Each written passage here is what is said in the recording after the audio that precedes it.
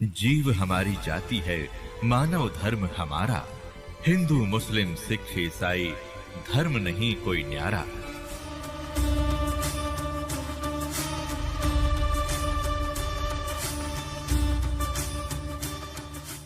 जिन हमरी सीख लई काटो जम जंजीरे, गरीबदास के सब सोने ऐसे कहें कबीर। फिर बाजी बेदना रचे वे नहीं जीव अवंते।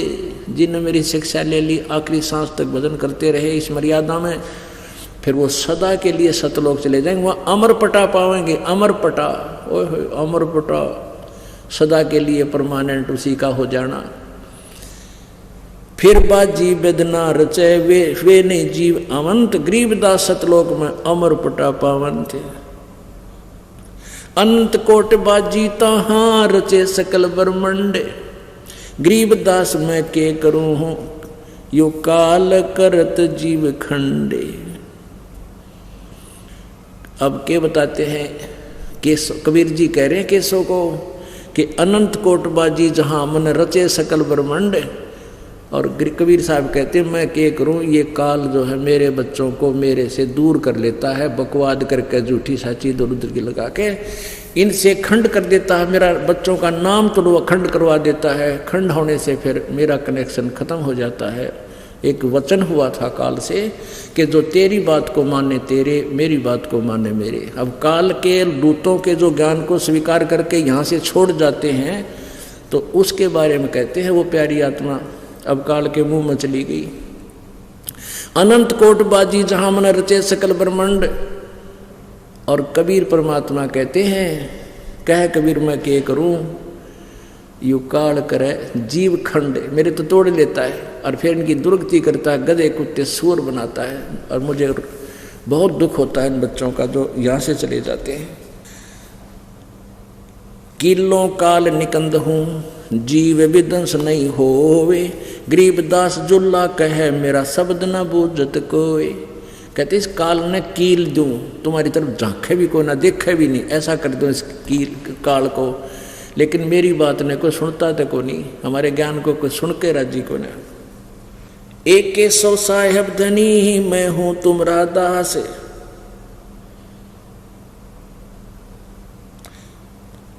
मनुष्य जीव क्या बात है, पशु पक्षी परवान। गरीबदास जुलाहा कहे कर हूं हंस अमान। केसो सुन केसो साहेब धनी मैं हूं तुमरा दास। गरीबदास तुम हुक्म से काटत जीव की फांस। अब परमात्मा कहते हैं आप मेरे भगवान हो, डबल रोल कर रहे हैं। केसो को कह रहे हैं कि सुन केसो साहेब धनी मैं हूं तुमरा दास। गरीबदास तेरे हुक्म ते मैं काटूं जीव की फांस। अब काम सुन स्वामी साहेब धनी मुझ आजिज की कल्प सुन तुम उतरे तत्काल। गरीबदास जुल्हा कहे मग छीना पंथ बाल। सुन स्वामी साहेब धनी करहूं हंस अर्ज अनेक। गरीबदास जुल्हा कहे पूर्ण की ने वेख। पूर्ण ब्रह्म कृपा निदान सुन के सो करतार। गरीबदास मुझ दीन की रखियो बहुत संभार। हाथ जोड़े बैठे परमात्मा और केसो को कहते हैं तू भगवान है और मेरी ध्यान रखियो, मैं गरीब आदमी हूँ, मुझ पर मेहर रखना। अब क्या कहता है केसो रूप में फिर परमात्मा जो अपने दूसरे रूप में क्या बताते हैं। सुन कबीर केसो कहे जो कुछ करो सो कीने। गरीबदास मुख्तार तुम हुई दीन बेदीन। अब केसो ने कहा कि एक परमात्मा आप ही सब कुछ मुख्तार माने, ओली सोली आप ही हो। आप चाहे किसी प्रकार रहो, दीन बेदीन बूंदी डाल रहो, चाहे किसी तरह रहो, आप मालिक हो। सुन सतगुर तो से कहूं तुम हो दीन दयाल। गरीबदास आदीन में तुम साहेब अबदाल। अनंत कोट ब्रह्मांड को तारत लगे ना बार। गरीबदास के सो कहे तुम ही दारमदार।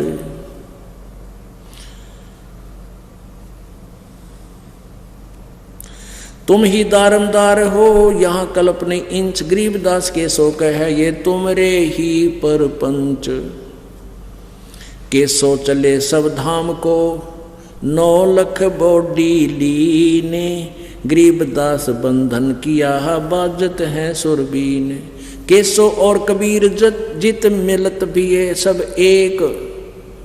गरीबदास कबीर हरि ही धरते नाना बेखो।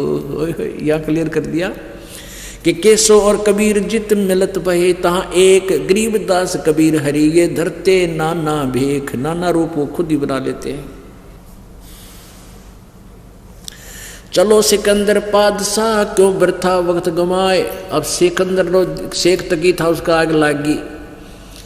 उसने देखा ये तो भाग्या भी को नहीं ठाठ हो गए इसके। तो सिकंदर लोधी और ज्यादा प्रभावित हो गया। क्या कहता है कि चलो सिकंदर बादशाह क्यों वृथा वक्त गमाए। गरीबदास उस पीर के तन मन लागी बाय। सिकंदर तो शेख तकी का तो आग लागी। इन्होंने कहा चल सिकंदर जी चलो हमारा व्यर्था जन्म खोता है क्यों समय खराब कर रहा है। चल चलेंगे अपने। जेता शहर कबीर का हमरे बहुत अनेक। कहते जिसा कबीर का इसे हम राजा हैं आप राजा हो। हमारे तो पता नहीं कितना धन है इसके पास क्या है कुछ भी नहीं है। इसने क्या कर दिया नारा है बहुत तरह का। जेता शहर कबीर का हमरे बहुत अनेक। गरीबदास तकी कह लगी जुबानों में खे। इतने शब्द जब बोले उस शेख तकी ने उसकी जबान को पैरालाइसिस हो गया। उसके बाद उसकी जबान का पैरालाइसिस हो गया दरंग मार गया कत्ती उठी नहीं। उसके बाद जो ये शब्द बोले गूंग भये बोले नहीं नहीं जुबाब जुबान। गरीबदास मारा पड़ा बिन ही सर करो कमान। एता दोष धरे कहाँ। ओए कहता इतना जुल्म कर रहा था उसको कहाँ रखेगा। ऐसा दुख धरे कहाँ ये दगद जमी आसमान। गरीबदास सुने नहीं गूंग द्वार मुख कान। परमानंद की पीठ लगी परवान रे। साहूकार अपार बसे धुन ध्यान रे। सौदागर एक पीठ बनज को आईया। सतगुरु कबीर जा का नाम किन्हें नहीं पाईया। पर पलटन शहर हमार जो आधार है। अवगत आप अलेख जो साहूकार है। केसो नाम कबीर खुलासा फिरत है। अंत कोट संग बॉडी बालद ढुरत है। धरती धरे न पाव शरो न सींग रे। बालद बसवे 20 मिर्च मद हींग रे। अजर मनोखा दाख छुहारे छोत के। केसो संग बन जारे एक गोत के। केसर और कस्तूरी पान सुपारियां। पचरंग झंडे लंबे अमर अटारियां। तंबू बने अपार सफेद सुरंग रे। सपतपुरों के गायन ताल मृदंग रे। महमूदी और खासे चकिया बाप थे। तकवे लगा ना तार सुहेली नाकते। हेहर होए आन बालद ढुरी। नूर तेज के संत जहां मजलिस जुड़ी। चौपड़ के बाजार लगी है चांदनी। व्यंजन भोजन पके न चिपी रांधनी। गेहूं चावल चून मिठाई दाल रे। गरत सहित पकवान पड़ी जहां पाल रे। कहते इतना सामान था न पाल की पाल जैसे आटा है। आटे का भी तो ढेर लाग रहा। 18 लाख आदमियों का भोजन एक कवे के थोड़ा हो से। कहते नो पाल के पाल मानो ढेर के ढेर जैसे टिब्बे से हुआ करे। कहते नो पड़े की तो चावला के की तो घी उसके आटे के चीनी जैसे खांड के बूरा के घी के। गैबी अरस विमान सुरों की सैल रे। कोई ना जाने भेव जीव सब लैल के। साहस सिकंदर सुनकर मेड़े आईया। हरिया महबूब कहता दास गरीब भेद ना पाईया। अब क्या बोले परमात्मा।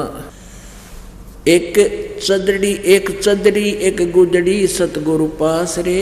हम ना निकले बार हुए हमारी हास रे। शाह सिकंदर सुनकर डेरे जात है, बोले माए कबीर यहाँ कछु घात है। इन कपटी कुलहीन लगाया काट रे, बन के सो बनजारा कर है साठ रे। जहाँ शाह सिकंदर सतगुरु गोष्ठी की निहा, तुम करता पुरुष कबीर तिभेवा चीनिया। अंग्रेजा कपड़ा बुने आत्म कारणे, 18 लाख दल पड़ा है बारणे।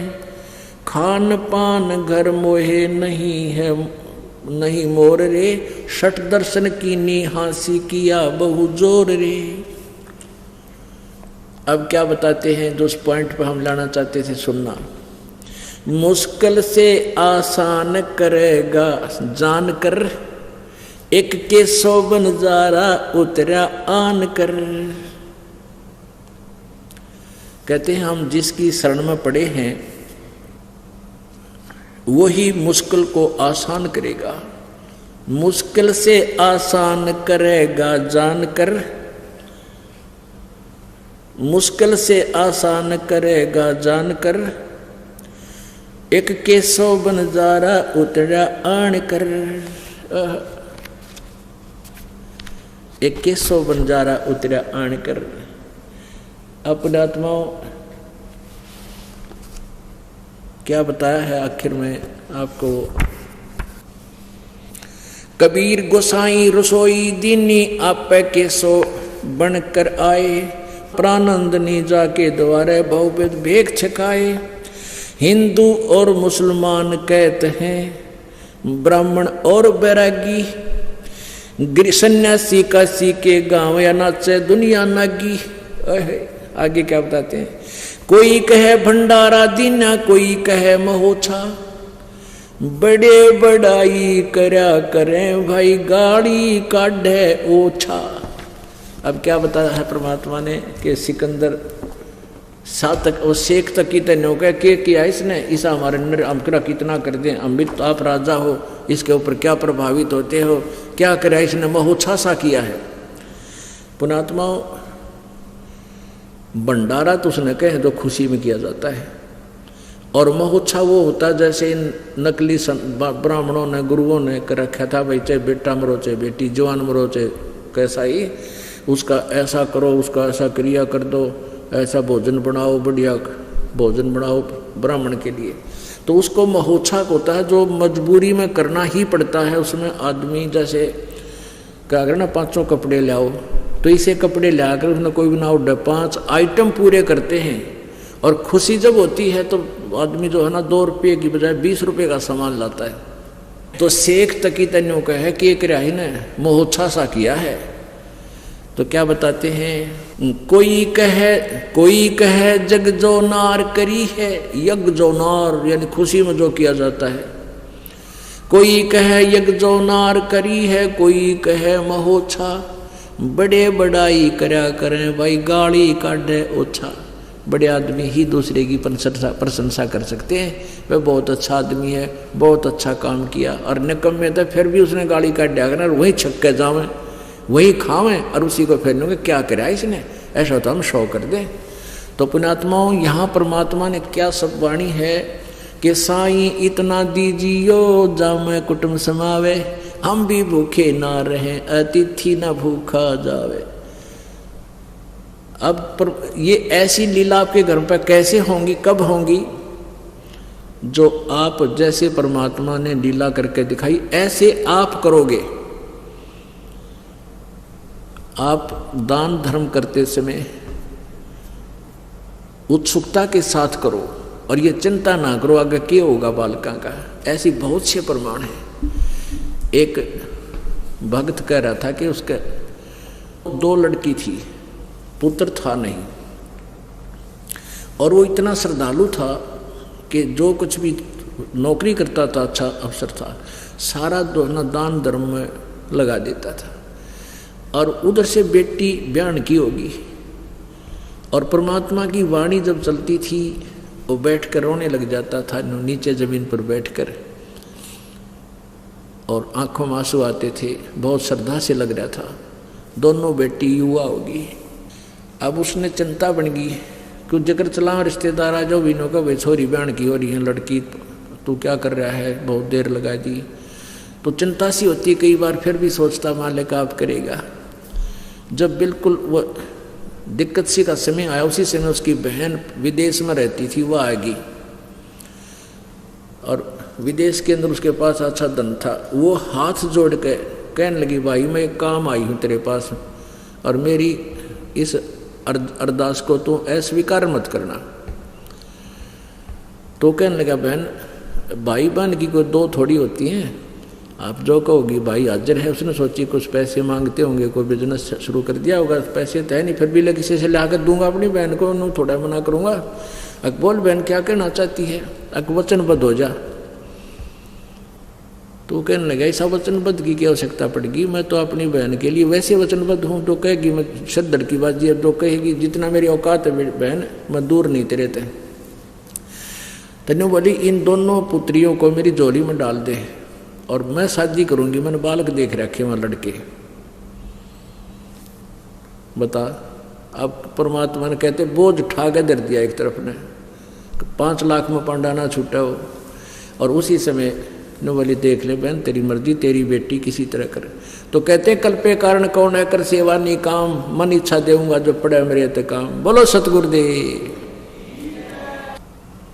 परम पिता परमात्मा पूर्ण ब्रह्म, सारी सृष्टि के रचनहार कुल मालिक कबीर देव कबीर साहेब,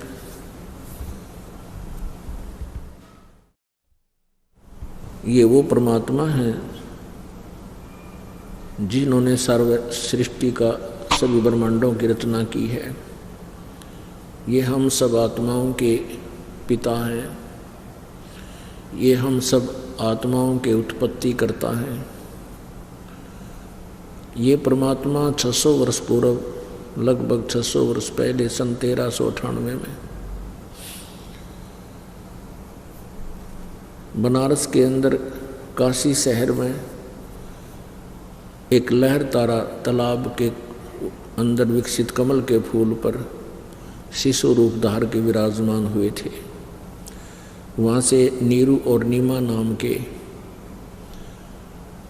एक जुलाहा दंपति थे, वो उनको अपने घर ले गए। जुलाहे के घर पर परवरिश की लीला होने के कारण परमात्मा आगे चलकर जुलाहे का कार्य करने लगे। और मूल उद्देश्य उनका जो था कि तत्व ज्ञान प्रचार करूं, अपनी प्यारी आत्माओं को अपने विषय में जानकारी दूं, वो कार्य भी उन्होंने समांतर किया।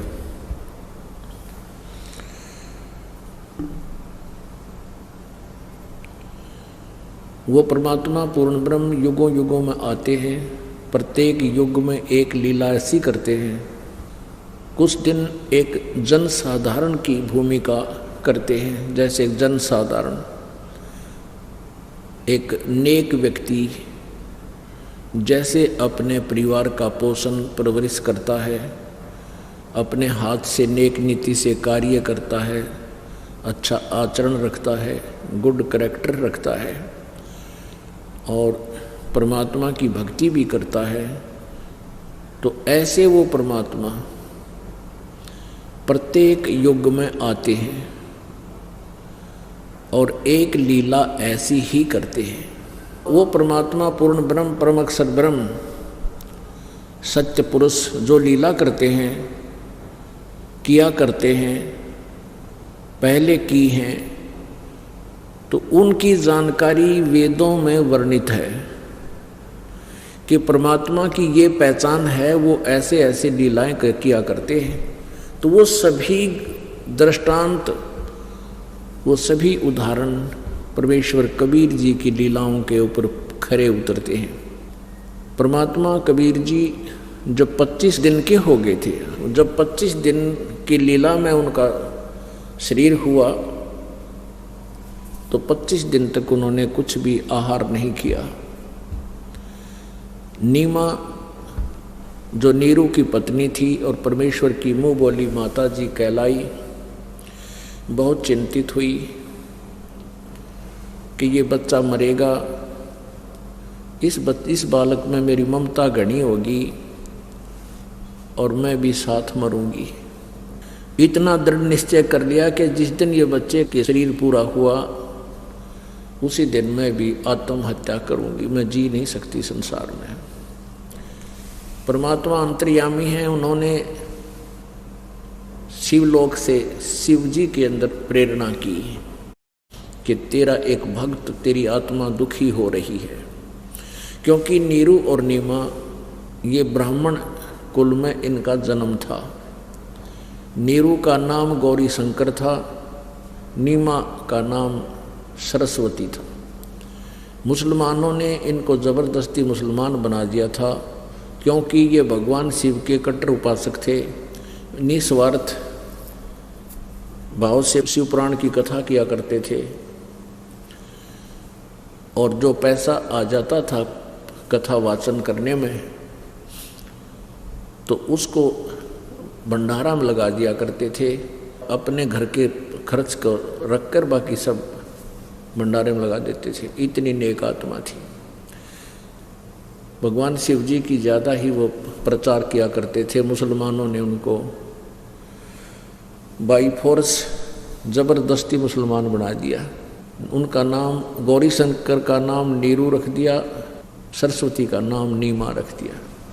तो भले ही वो मुसलमान बन गए थे लेकिन फिर भी अंदर से वो अच्छा भगवान शिव शंकर की गई नहीं थी। ऊपर से वो भले ही मुसलमान बने हुए थे, नमाज भी पढ़ने लग गए थे, लेकिन अंदर से कसक भगवान शिव जी की भूल नहीं पड़ी थी। तो अंदर से नीमा ने भगवान शिव को याद किया, है प्रभु या तो ये बालक देना नहीं था और आपने ये खिलौना दिया है, अब लो मत भगवान, दया करो अपनी बच्ची पर, नहीं तो ये आपकी बालक, आपकी बेटी भी खत्म होगी इस बालक के साथ में। ऐसी पुकार की तो भगवान शिव जी अपने शिवलोक से चलकर आए। एक ऋषि, एक संत वेशभूषा बनाई। ब्राह्मण, ऋषि कहो, ब्राह्मण कहो, संत कहो, ये एक ही पर्यायवाची शब्द होते हैं। भगवान शिव जी ने आकर पूछा कि नीमा बेटी तुम रो क्यों रही है? नीमा ने सारी कहानी बताई। तब शंकर भगवान ने कहा कि दिखाओ तेरा बेटा कहाँ है जो दूध नहीं पी रहा है। नीमा ने वो बच्चा उठा करके और भगवान शिव के चरणों में रखना चाहा। बच्चा अपनी मुँह बोली माता यानी नीमा के हाथ से छूटकर आकाश में खड़ा हो गया। आकाश में कम से कम 5 फुट की ऊंचाई पर। नीमा ने ये कृष्ण सामने खड़े संत का माना। सोचा ये संत बड़ा सिद्धिकारी है और मेरे बच्चे को कितने बड़ा सिद्ध पुरुष है, मेरे बच्चे को कहाँ आकाश में रोक दिया। फिर भगवान शिव जी ने ऐसे हाथ किया, भगवान कबीर जी को गोद में ले लिया बालक को। तब बालक कबीर जी और शंकर भगवान की आंखों में आंखें मिली। 25 दिन का बालक वार्ता करने लगा। परमात्मा ने कहा कि भगवान इनसे कहो एक कुंवारी गाय ले आवे और कुंवारी गाय पर आप अपने हाथ की थपकी मार देना, वो दूध देवेगी,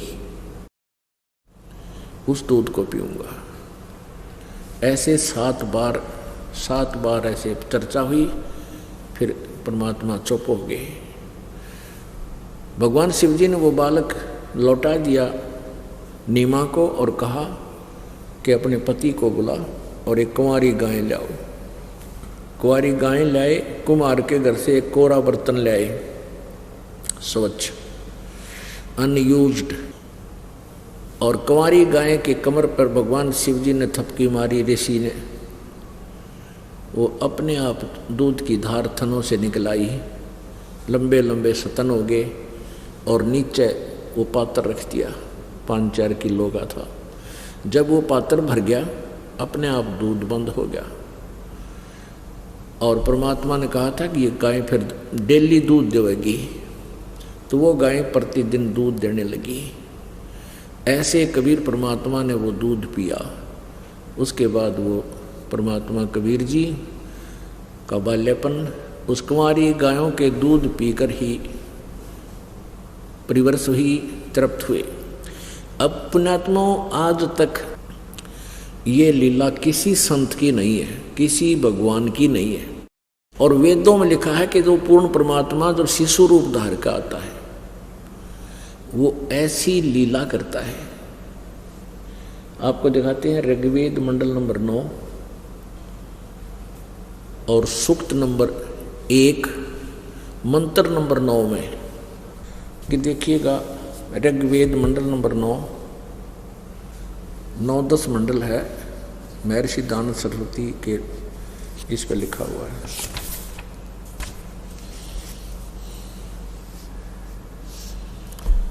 प्रकाशक हैं सार्वदेशिक आर्य प्रतिनिधि सभा, महर्षि दान भवन, रामलीला मैदान, नई दिल्ली। ये इनके फोन और फैक्स नंबर हैं। महर्षि दानव सरस्वती कृत ऋग्वेद आर्य भाषा भाष्य। मुद्रक हैं Prince offset printers, 1510 Pataudi house, Daryaganj, नई दिल्ली। अब ये 9 मंडल यहाँ से शुरू होता है।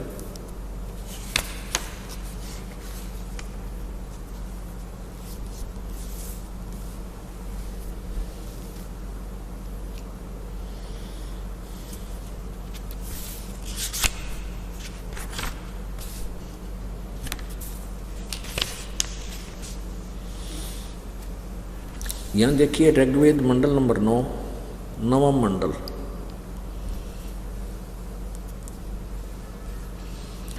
अथ नवम मंडल ऋग्वेद भाषा भाष्यम, अथ नवम मंडल, ये प्रथम मंत्र है। इसमें क्या लिखा है? हे सोम स्वभाव परमात्मन, परमात्मा का जिक्र है। आगे देखो दूसरे में,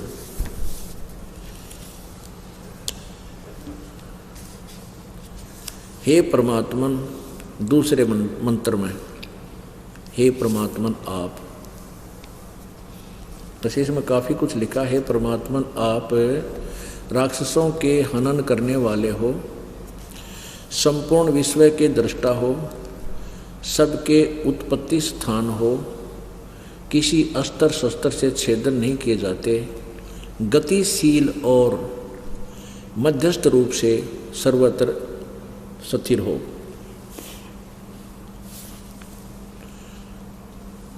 नंबर 3 2 पढ़ लिया आपने। अब 3 में क्या है?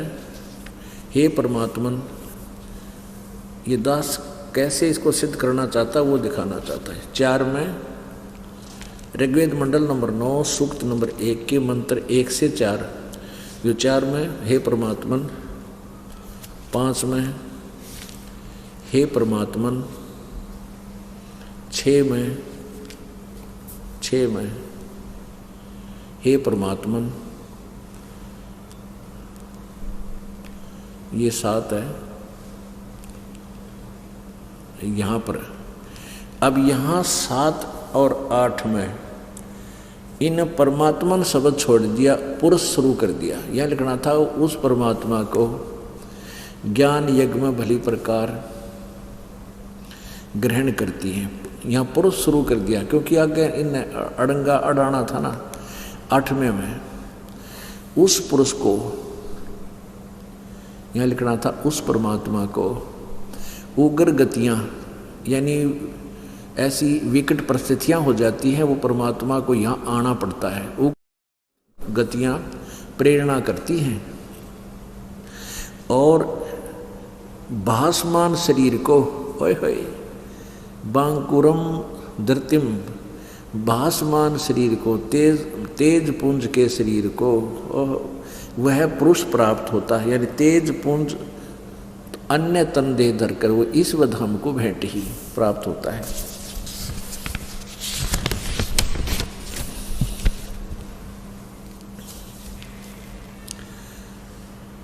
जिसमें 3 प्रकार से दूसरों का वर्ण करने वाला मधुमय शरीर मिलता है।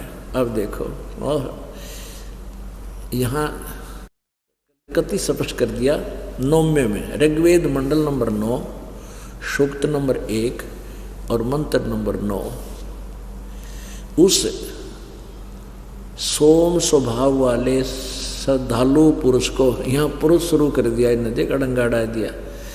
उस सोमम माने अमर पुरुष, अमर भगवान, उस अमर पुरुष अमर परमात्मा को यहाँ हम ऐसे बोलेंगे जो शिशु रूप धारण करके प्रकट होता है। शिशुम कुमार अवस्था में ही यानी बालापन में ही सब प्रकार से अधन्याधेनव, अधन्या माने बिना दनाई, जो कभी भी अभी अधन्याधेनव, अभी माने पूर्ण सब प्रकार से, अधन्या माने बिना धनाई अनटच्ड, धेनव माने गौवें तृप्त करती हैं। ये बंदी छोड़े।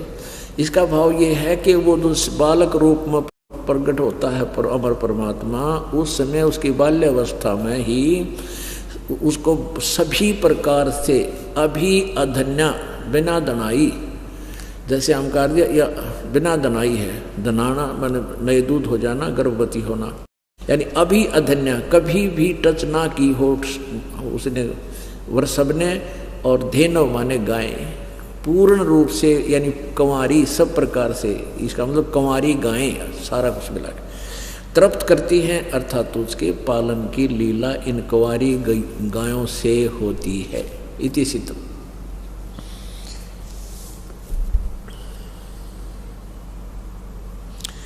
उसका उद्देश्य क्या होता है परमात्मा का यहाँ आने का?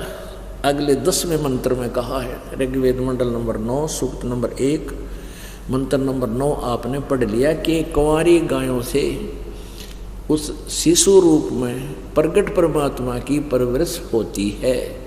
कंवारी गायें दूध देती है तब भगवान पीता है। तो यह लीला परमात्मा कबीर जी की, ये वेद तो दास ने ईब देखे 5 वर्ष से 6 वर्ष से, उससे पहले लगभग 10 वर्ष से ये दास परमात्मा की लीला, क्योंकि ये तो 600 वर्ष पहले लिखी हुई लीलाएं कबीर जी की, आज की नहीं है। तो उनमें ऐसा प्रमाण है कि परमात्मा जब प्रकट हुए कुंवारी गाय से दूध पिया उन्होंने, और उन्होंने अपने आप दूध दिया। अब वो किस उद्देश्य से परमात्मा यहाँ आते हैं ये देखिएगा। ऋग्वेद मंडल नंबर 9 सूक्त नंबर 1 और 9 आपने पढ़ लिया। अब 10वां देखो। विज्ञानी पुरुष यानी वो तत्वदर्शी परमात्मा इसी भाव से संपूर्ण अज्ञानों को नाश करता है। इसी श्रद्धा के भाव से सूरवीर अपनी वीरता के मद में मस्त होकर ऐश्वर्य को प्राप्त होता है।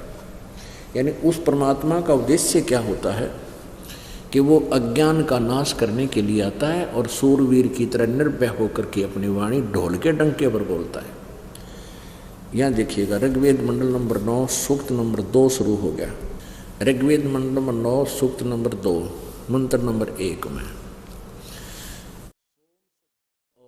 हे सोम स्वभाव और दिव्य गुण युक्त परमात्मन, आप हमें पवित्र करें, और ऐश्वर्य युक्त परमात्मन आप ऐश्वर्य प्राप्त कराएं, तथा हे आनंद वर्षक आप शीघ्र ही हमारे हृदय में प्रवेश करें और पवित्र करें, अवश्य रक्षा करें।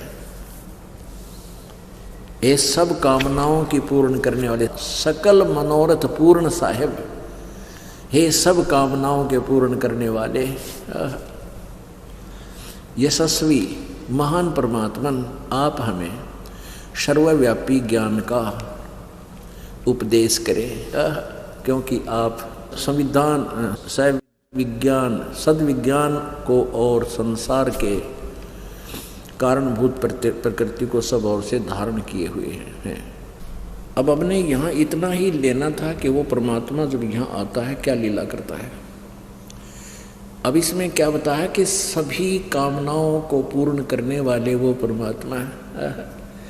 यानी आप जब परमात्मा कबीर जी की शरण में आ जाते हो, आपको किसी भी आवश्यक वस्तु की आवश्यकता होती है। एक तो मन बकवाद करता है, मन की मालिक नहीं सुनता, क्योंकि मन तो काल है, और आत्मा जब सच्चे हृदय से आवश्यक वस्तु को पुकार करती है, 1 मिनट भी देर नहीं लाओगा, आपके लिए हाजिर करेगा परमात्मा, कहीं ना कहीं से आपकी व्यवस्था करेगा। कबीर जी अब कबीर परमात्मा का आपने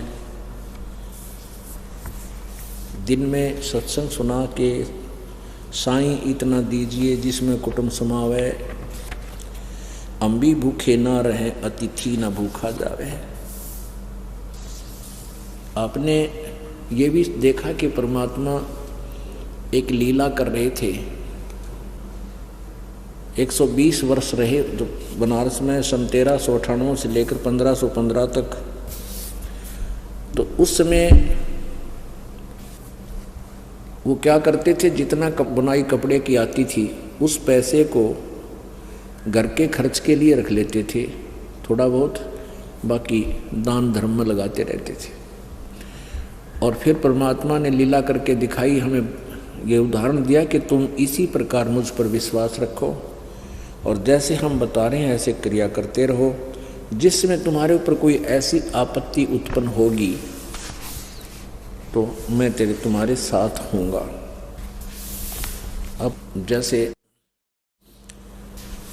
ये संत इधर उधर मांगते फिरते हैं, भिक्षा मांगते हैं और अपनी रोजी रोटी के लिए दुनिया को गुमराह करते हैं, उनके बारे में बताते हैं।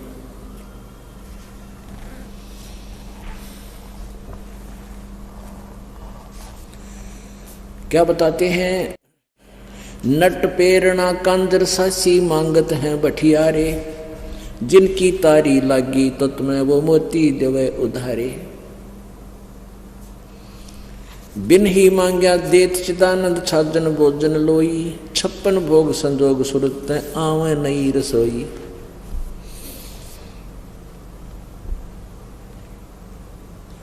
आपसे आवे रतन बराबर मांग्या आवे लोहा, लक्षण नहीं जोग के जोगी जा बस्या बन खोहा।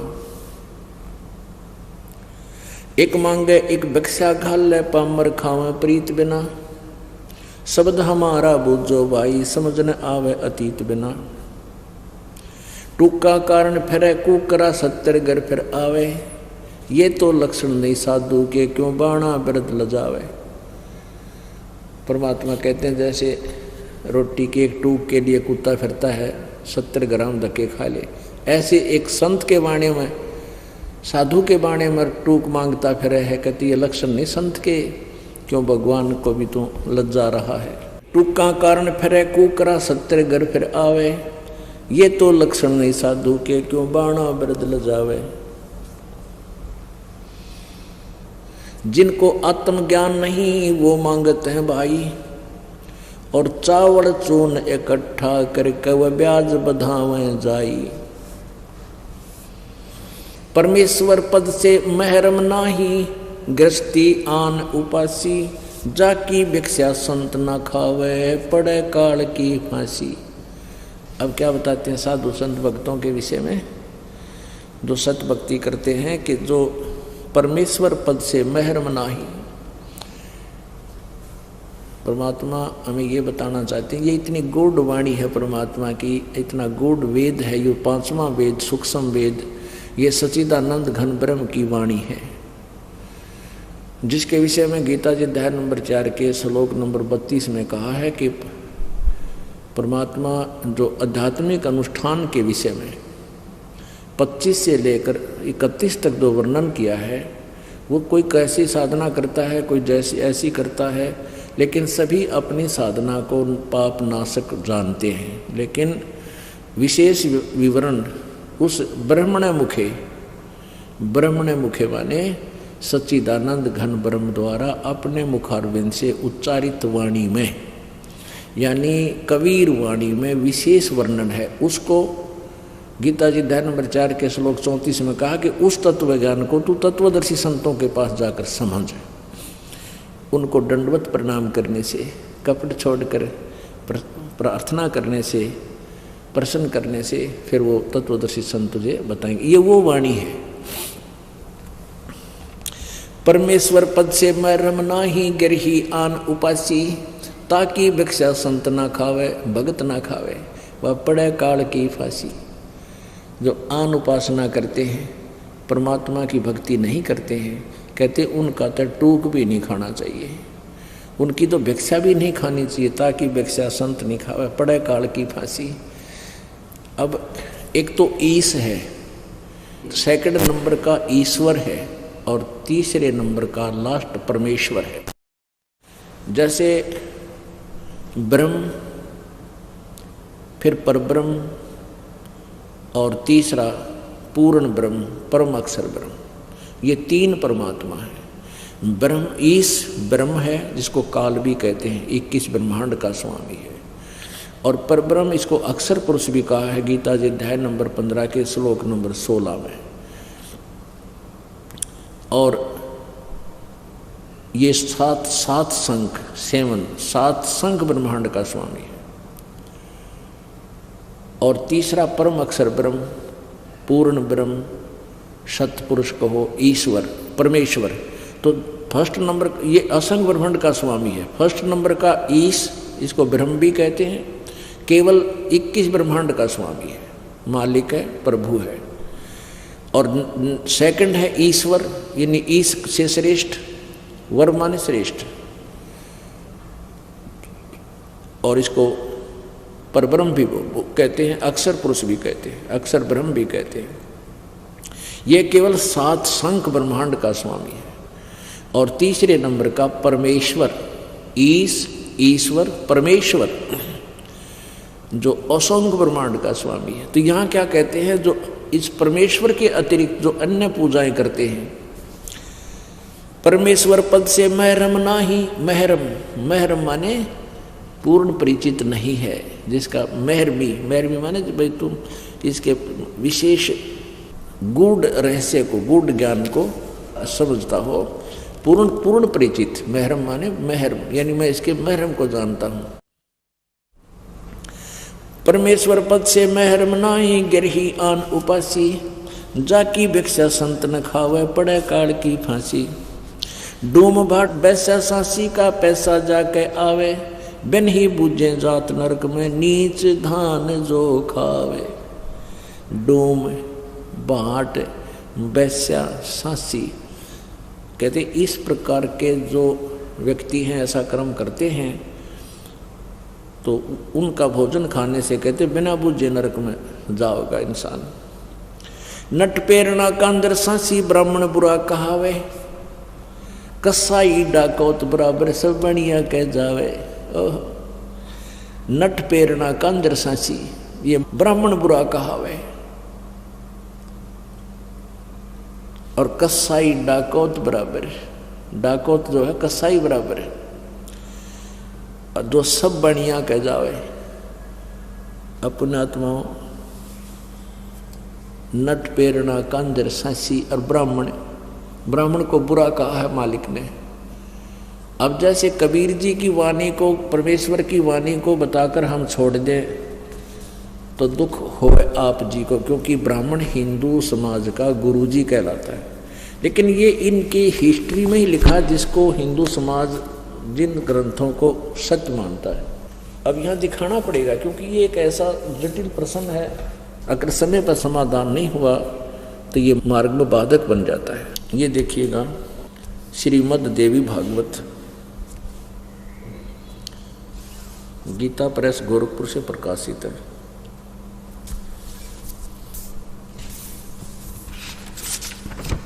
संपादक हनुमान प्रसाद पोदार और चिमन लाल गोस्वामी। प्रकाशक एवं मुद्रक हैं गीता प्रेस गोरखपुर, गोविंद भवन कार्यालय कोलकाता का संस्थान। ये इनके फैक्स और फोन नंबर है। इसके 414 पृष्ठ पे आपको दिखाते हैं संक्षिप्त देवी भागवत और छठा स्कंद, 414 पृष्ठ।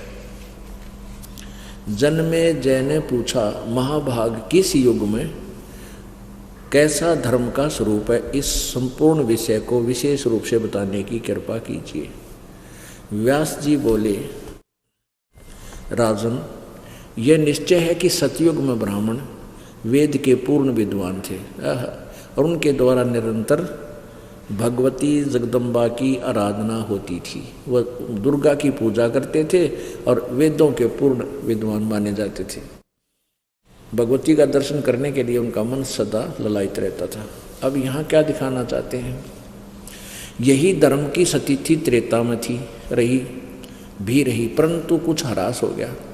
सतयुग की जो सतीथि थी वह द्वापर में विशेष रूप से कम हो गई। राजन, उन प्राचीन युगों में जो राक्षस समझे जाते थे वे कलयुग में ब्राह्मण माने जाते।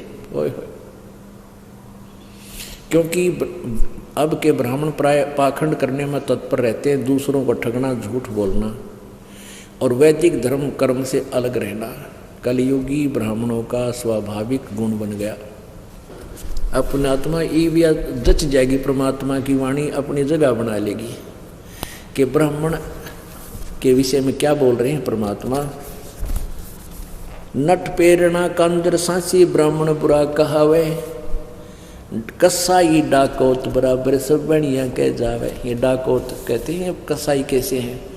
मांग कर डरा धमका कर किसी ने तरह न्यू हो जाएगा, ग्रह चढ़ रहे हैं, फलाना चढ़ रहे हैं, और फिर वहाँ से लेकर पैसा, आटा चावल नमक कुछ भी मिल जाओ न तो, और फिर बेच के लाला जी के, और फिर कोई गुटी लाओगा या ब्याज पर पैसे देगा।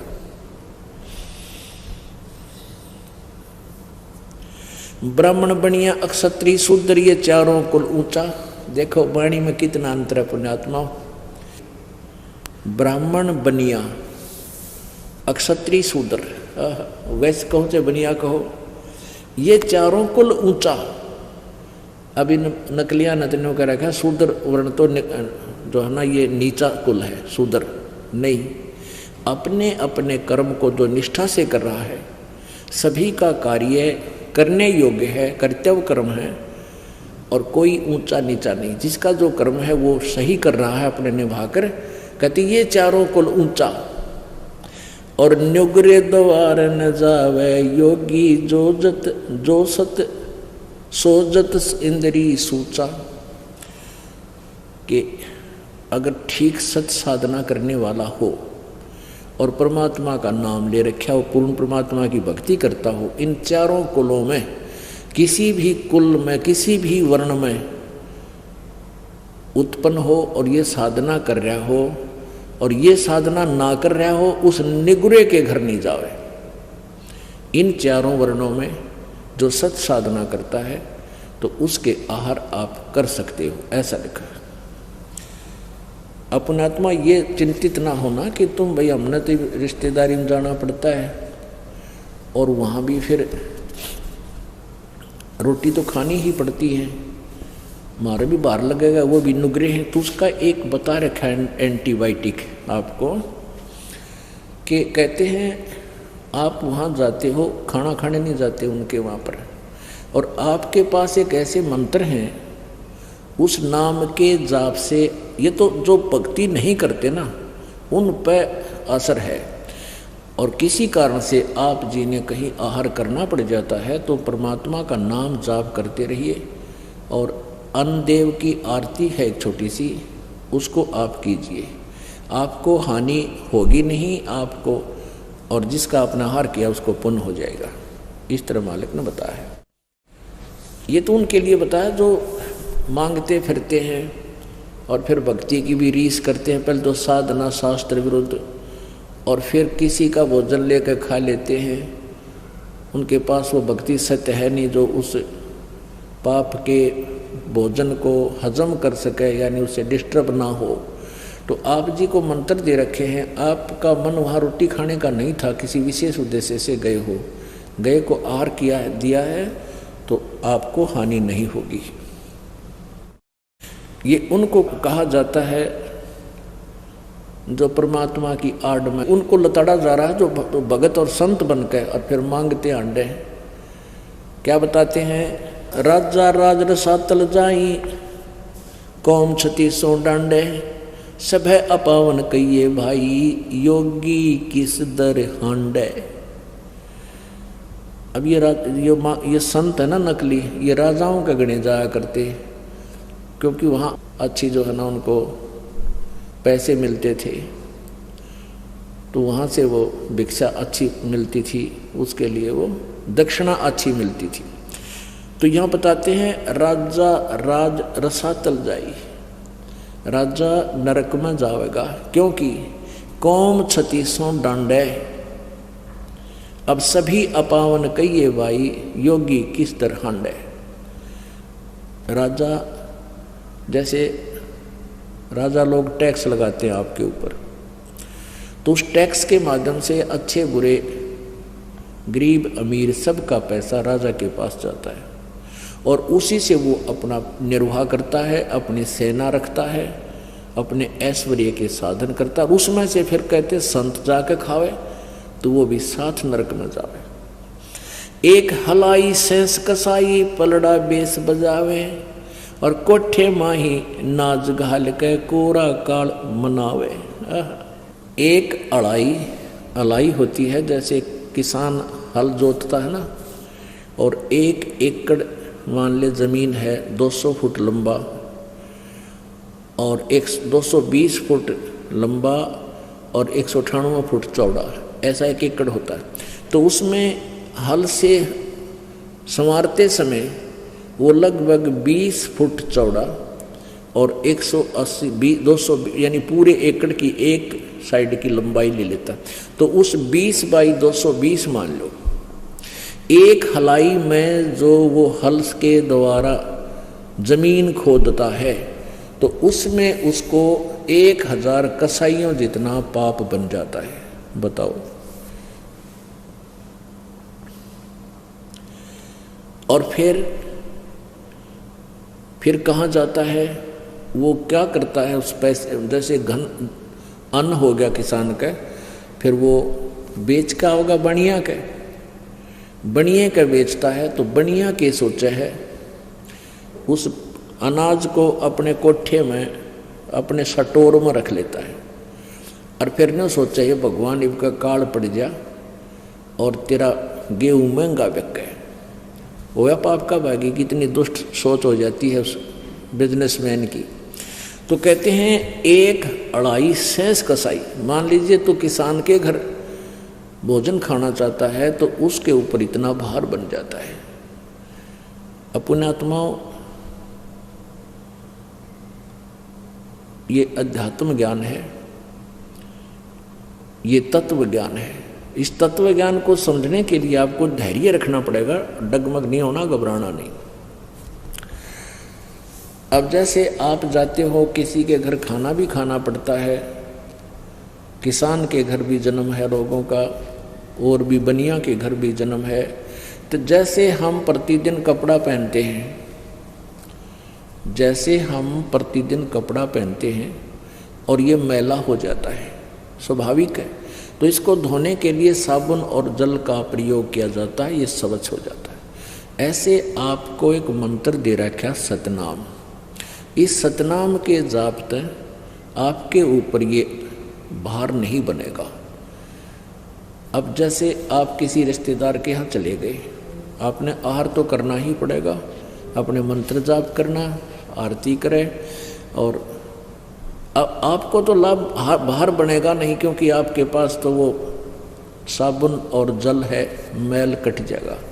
और आपको आहार कराने में जिसके घर आपने भोजन पाया उसको पुण्य मिलेगा, क्योंकि संत भगत के खिलाने का, भोजन कराने का बहुत पुण्य होता है। अपना आत्मा तुम गड़बड़ ना कर दियो, कभी भगतान बुला के जमान लाग जाओ, कभी मेरे वाले इस काम में फिर फेल कर दो तुम नहीं। अपनी भक्ति करो, सब न राम नाम पर ला दो, और वो भी भक्ति भी। तो फिर वो दूसरा तरीका, पहले क्या था, या परमात्मा आते हैं एक सुचारू, स्वयं आते हैं या मेरे जैसे दास को भेज देते हैं, ज्ञान वही होता है, परमात्मा विधान वही होता है, अप्लीकेबल वो खुद भी करते हैं, अपने नुमाइंदे रिप्रेजेंटेटिव से भी उसको वो सुचारू करवा देते हैं, लागू करवाते हैं। तो पहले क्या होता था, जैसे शादी ब्याह होया करती, ब्याह होता था तो पूरे गांव में से प्रत्येक, पहले तो चूल्हा न्योत होया करता, छोटे घर थे, गांव थे, पूरे के पूरे घर को आमंत्रित करते थे कि आज आपने हमारे घर भोजन खाना है। जिस दिन ब्याह होता था बेटे या बेटी का, तो क्या कारण था कि वो सभी भक्ति करते थे, साधना किया करते थे, और इसी प्रकार उन्होंने अपने समागम शुरू किए थे। भाई एक आध्यात्मिक अनुष्ठान भी करते थे। जोत तो अभी भी लगाते, भंडार जब करते हैं ना, ये विवाह शादी में जब जलेबी लाडू बनाते हैं, कहीं रखते हैं, तो जोत अब भी जलाते हैं उसमें। तो अब तो वह लकीर पीट रहे हैं, और आज तुम्हारा खाका ये मैं तुमने बोला मैं तुम्हारे खाका आया था, इसलिए वो एक परंपरा नहीं। पहले ये उद्देश्य था कि सभी भक्ति करते थे और भक्तों को अपने घर पर बुला के आहार कराया करते थे। तो ऐसे फिर वो कभी उनके होता था, वो भी यही लालच करते थे कि सारे भक्त आवें, भगवान की यहाँ चर्चा चलावें, अन्न खावें, संत को खिलाने का लाभ मिले। तो ये परंपरा चलती चलती फिर इतनी बिगड़ गई, फिर न्योते शुरू हो गए। तुम वो न मारे न्योता दिया था, मैं भी उनके दे का हूँ, अन्यथा नहीं। तो ये प्रोग्राम तो पहले बिगड़ का बिगड़ा हुआ रूप हो गया। तो ऐसे आप अपनी भक्ति करते रहिए, आपको हानि नहीं होगा। जैसे ये दास आपको मना करता है कि जो कोई धार्मिक अनुष्ठान करते हैं, आन उपासना करने वाले, वहाँ आपको नहीं जाना चाहिए, उस दिन आहार नहीं करना चाहिए वहाँ पर, क्योंकि उस दिन वहाँ जाने में आपका सहयोग होगा उस शास्त्र विरुद्ध साधना में। गीता जी अध्याय नंबर 16 के श्लोक नंबर 23 में कहा कि शास्त्र विधि को त्याग कर जो मनमाना आचरण करते हैं,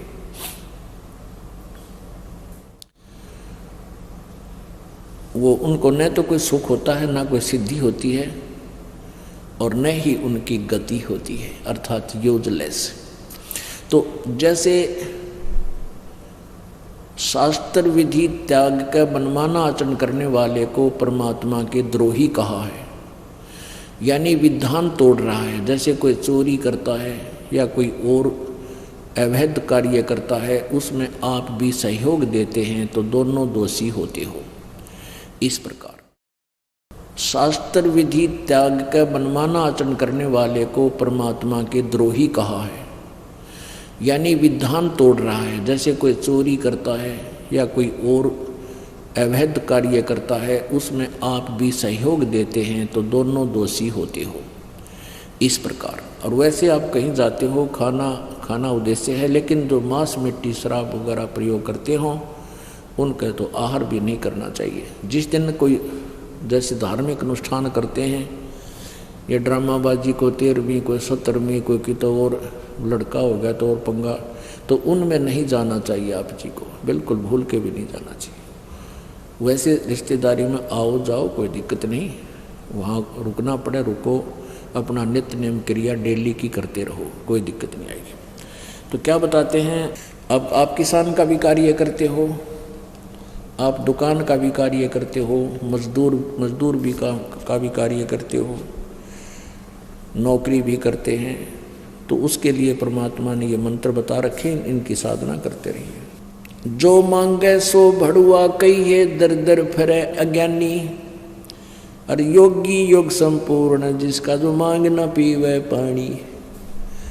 पुण्यात्माओं, इस दास को सन 1994 में दीक्षा देने का आदेश मेरे पूज्य गुरुदेव जी ने किया था। उस समय ये दास सर्विस करता था जूनियर इंजीनियर सिविल की पोस्ट पे, और सत्संग पाठ करने का आदेश 1993 में दे दिया था। उस दिन से आज तक इस दास ने किसी के सामने एक नए पैसे की डिमांड नहीं की, ना किसी की पर्ची काटी, और ना ही किसी से न्यू का 10 रुपये दान करते हैं। अब परमात्मा कहते हैं जो मांगे सो बढ़ुआ कहिए, दरिद्र फिरे अज्ञानी, और योगी योग संपूर्ण जिसका जो मांग ना पीवे पानी। कहते हैं भक्त, योगी माने भक्त, संत वही है जो मांग का पानी भी ना पीवे। परमात्मा आगे तागे व्यवस्था रखे। आप देख रहे हो परमात्मा की कृपा से, क्योंकि आप जी को ऐसा मंत्र दिया जाता है, परमात्मा तुरंत आपको लाभ देना शुरू कर देता है। फिर ऐसा ज्ञान दे रखा है कि 10वां अंश गुरु को दीजिए, जीवन जन्म सफल कर लीजिए। यही वेदों और पुराणों का विधान है। लेकिन पूरे गुरु के बिना दिया हुआ दान फलता नहीं। तो आप जी को परमात्मा इतने ठाठ कर देता है, इतने सुख देता है, जो आपके बीमारी पर 50,000 रुपये लगने थे और 500 रुपये की दवाई से आराम हो गया। दवाई का तो बहाना किया परमात्मा ने। फिर आपके अंदर ये उत्सुकता पैदा होगी है, भगवान तो 50,000 का ऑपरेशन बोल रखा था और ये परमात्मा बंदी छोड़ की दया से मेरा ठीक टल गया। तो गणा नहीं था, 10,000 रुपये देने की नीत आपकी मन में होगी। कम से कम 10 तो मालिक के दे दूँ, वो बाढ़ में जाने थे या धर्म में लागेंगे। तो कहते हैं करे करावे साइया मन में लहर उठा, और दादू से दर्जीव के आप बगल हो जा।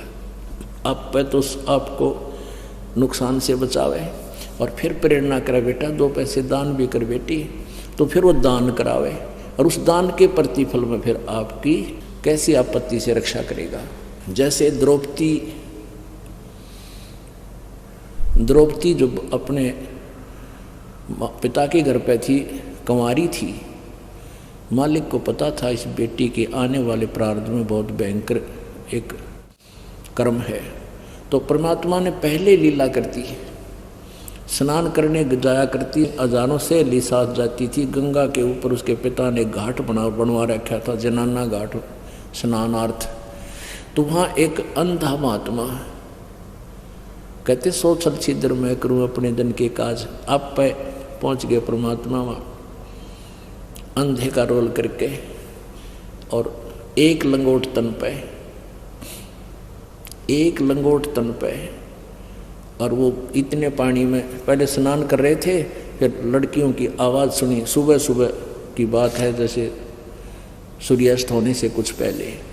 तो साधु संत ने सोचा भाई लड़कियां आ गई और तू एक वस्त्र ओनली कोपिन है तेरे पास, और वस्त्र है नहीं, तू गहरे पानी में हो जा। वो थोड़ा सा गहरे पानी में हो गया, और गहरे पानी में जब चला गया तो उसकी वह मलमल का नहावा था, वो लंगोट टूट गया और वो बह गया पानी में।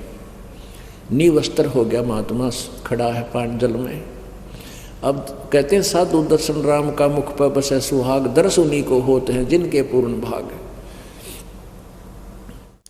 अब द्रौपदी ने देखा कि संत स्नान कर रहा है, और पुण्यात्मा जो होती हैं भगत और संत को देख कर घनी खुश होया करें, और निकम्मी आत्मा संत और भगत जड़ा करें, बूंदी अच्छी कटी जड़ी कहा करें, वो पाप कमाया करें। तो द्रौपदी ने सोचा साधु स्नान कर रहा है, इतना नहा लेगा, मैं भी स्नान कर लेती हूँ। अब द्रौपदी ने स्नान कर लिया, सारी सहेलियाँ ने स्नान कर लिया। तो बाहर निकली तो फिर देखा वो साधु दिखा, जो फिर याद आ गई, देखो हो संत जी तो स्नान ही कर रहे हैं। फिर लड़की ने अपने कपड़े बदले, जो साड़ी बांध कर गई थी वह नहा धो कर वह तो सुखा दी, कपड़े ताजे नई साड़ी जो बांधी। फिर क्या देखती है कि सामने साधु खड़ा है और ये नहा भी नहीं रहा है, ऐसे हाथ मार रहा है। वो न्यों सोचा था संत कि कोई कपड़ा बह के आ जा और अपने पर्दे पर लपेट कर मैं यहाँ से चला जाऊँ, और शर्म का मारा वो इतने पानी में चला गया कि मैं निवस्त्र हूँ। लड़कियाँ साथ में नहा रही हैं और लज्जित होएंगी, मुझे शर्म आ रही है, इतने पानी में चला गया। और वो ऐसे हाथ मार रहा था, ऐसे ऐसे लंबे लंबे हाथ करके। लड़की ने सोचा संत जी स्नान नहीं कर रहे, ये तो कोई वस्तु ढूंढ रहे। फिर अपनी ध्यान दृष्टि से विचार किया कि ओहो महात्मा तो निवस्त्र है, बाहर कोई कपड़ा है नहीं, और ये शर्म के मारे बाहर नहीं आ रहा, और मैं बोलूँगी तो घने शर्मिंदे हो जाएंगे, जब थोड़े से आगे चले गए तो बह जाएंगे पानी में। ये शर्म बहुत मान रही है। तो द्रौपदी ने क्या किया, अपनी साड़ी में थे, अपनी ही साड़ी में थे, एक गट का, एक बेलांत का, यानी 9 इंच लगभग कपड़ा पाड़ा, ऐसे चौड़े पड़ते हैं, और वो पानी में बहा दिया। अब वो हाथ जरूर मार रहे थे पर दिखाई नहीं दे रहा था, वो साथ से निकल गया। लड़की ने दूसरा कपड़ा पाड़ा, तीसरा पाड़ा, चौथा पाड़ा, यानी 1-2 बेलांत में लगभग 1.5 फुट पाट जा गई। सात आठ कॉपी टाइप की पढ़ कर कपड़े डाल दिए। साधु संत का हाथ नहीं लगे क्योंकि वो ब्लाइंड था। तो उसमें क्या किया, एक लंबी लकड़ी लाई उठा के और एक बिलात का और कपड़ा पाड़ा एक गठ का और लकड़ी का लपेटा दिया और धीरे धीरे महात्मा जी जैसे हाथ कर रहे थे ना, उस हाथ के आसपास कर दिया वो कपड़ा। संत ने ऐसे कपड़ा पकड़ा और शुक्र मनाया, हे भगवान बड़ी दया करी आपने, बड़ी दया करी। अब उसने देखा अंधे के हाथ जो आँखें के काम कराया करें, उसने देखा कि यो वैसे बहा हुआ आया नहीं है कपड़ा, ये तो किसी बेटी की साड़ी है। और उसने मेरे लिए ही इस आकार का, कोपीन के आकार का, लंगोट के आकार का पाड़ के दिया है। अब उस महात्मा ने वो कपड़ा अपने पर्दे पर लपेटा और आशीर्वाद दिया हृदय से कि बेटी आज तने मेरी इज्जत रखी है, भगवान तेरी इज्जत रखे और तुझे गहनाए दे, यू कपड़े गहनाए वस्त्र दे। अब कहते हैं साधु बोले सहज सुबह और साधु वचन पलटे नीचे पलट जाओ ब्रह्मंड। अगर संत है तो पुण्यात्माओं इस प्रकार वो परमात्मा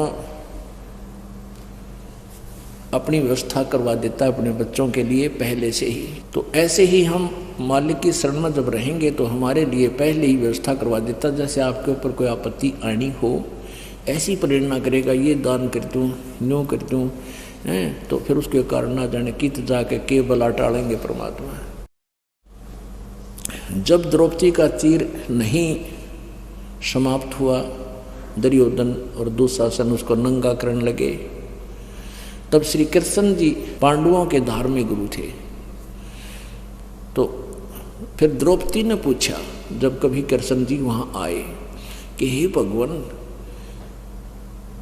मेरे ऐसी कैसी रजा हुई, मेरे ऊपर बड़ी दया हुई परमात्मा की। तो कृष्ण जी ने बताया अपने दिव्य दृष्टि से देख के कि द्रौपदी तूने कभी किसी साधु संत को एक कपड़ा दान किया था, एक ही लीर, क्योंकि जो उसको मिली वही दान दिखा उसने से कृष्ण जी ने एक लीर यानी छोटा सा टुकड़ा दान दिया था, जिसके कारण आज तेरा ये ढेर लगा दिया मालिक ने। तो द्रौपदी कहती है परमात्मा एक लीर के कारण मेरे हो गए चीर अपार, और जब मैं पहले जानती तो सर्वस्व देती वार। इसे महापुरुष पहले मुझे पता होता कि संत के ऐसी सेवा करने से इतना पुण्य मिलता है, ऐसे संकट टलते हैं, तो पता नहीं मैं कितना समर्पण कर देती।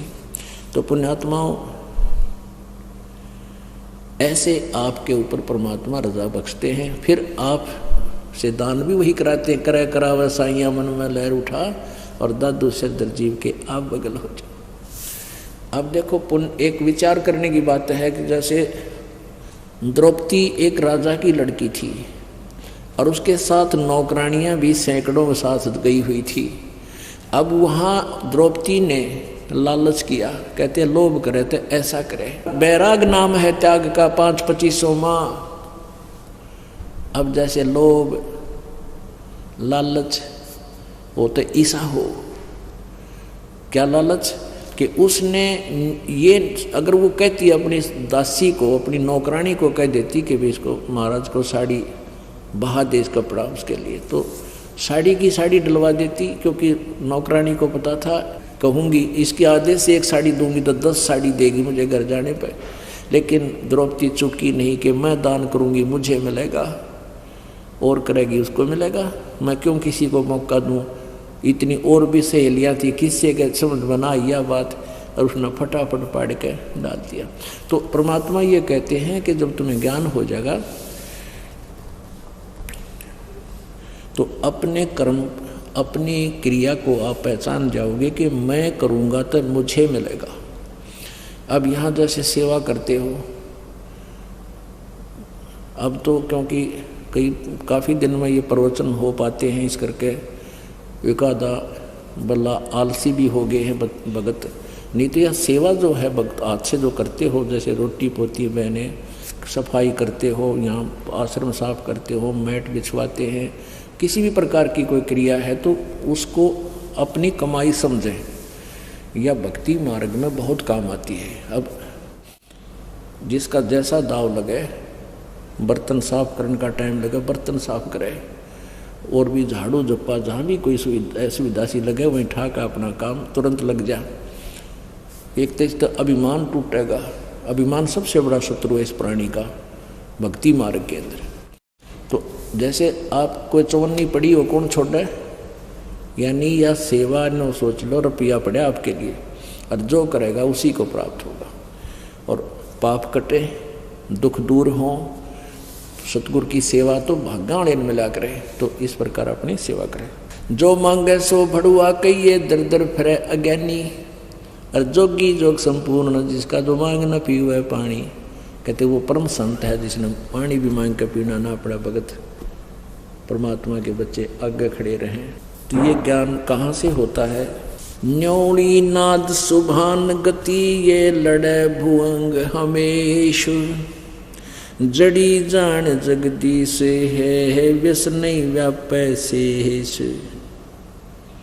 अंश गवन करते नहीं, मान सरोवर छाड़, कौवा उड़ उड़ जाते हैं, वो खाते मांसाहार।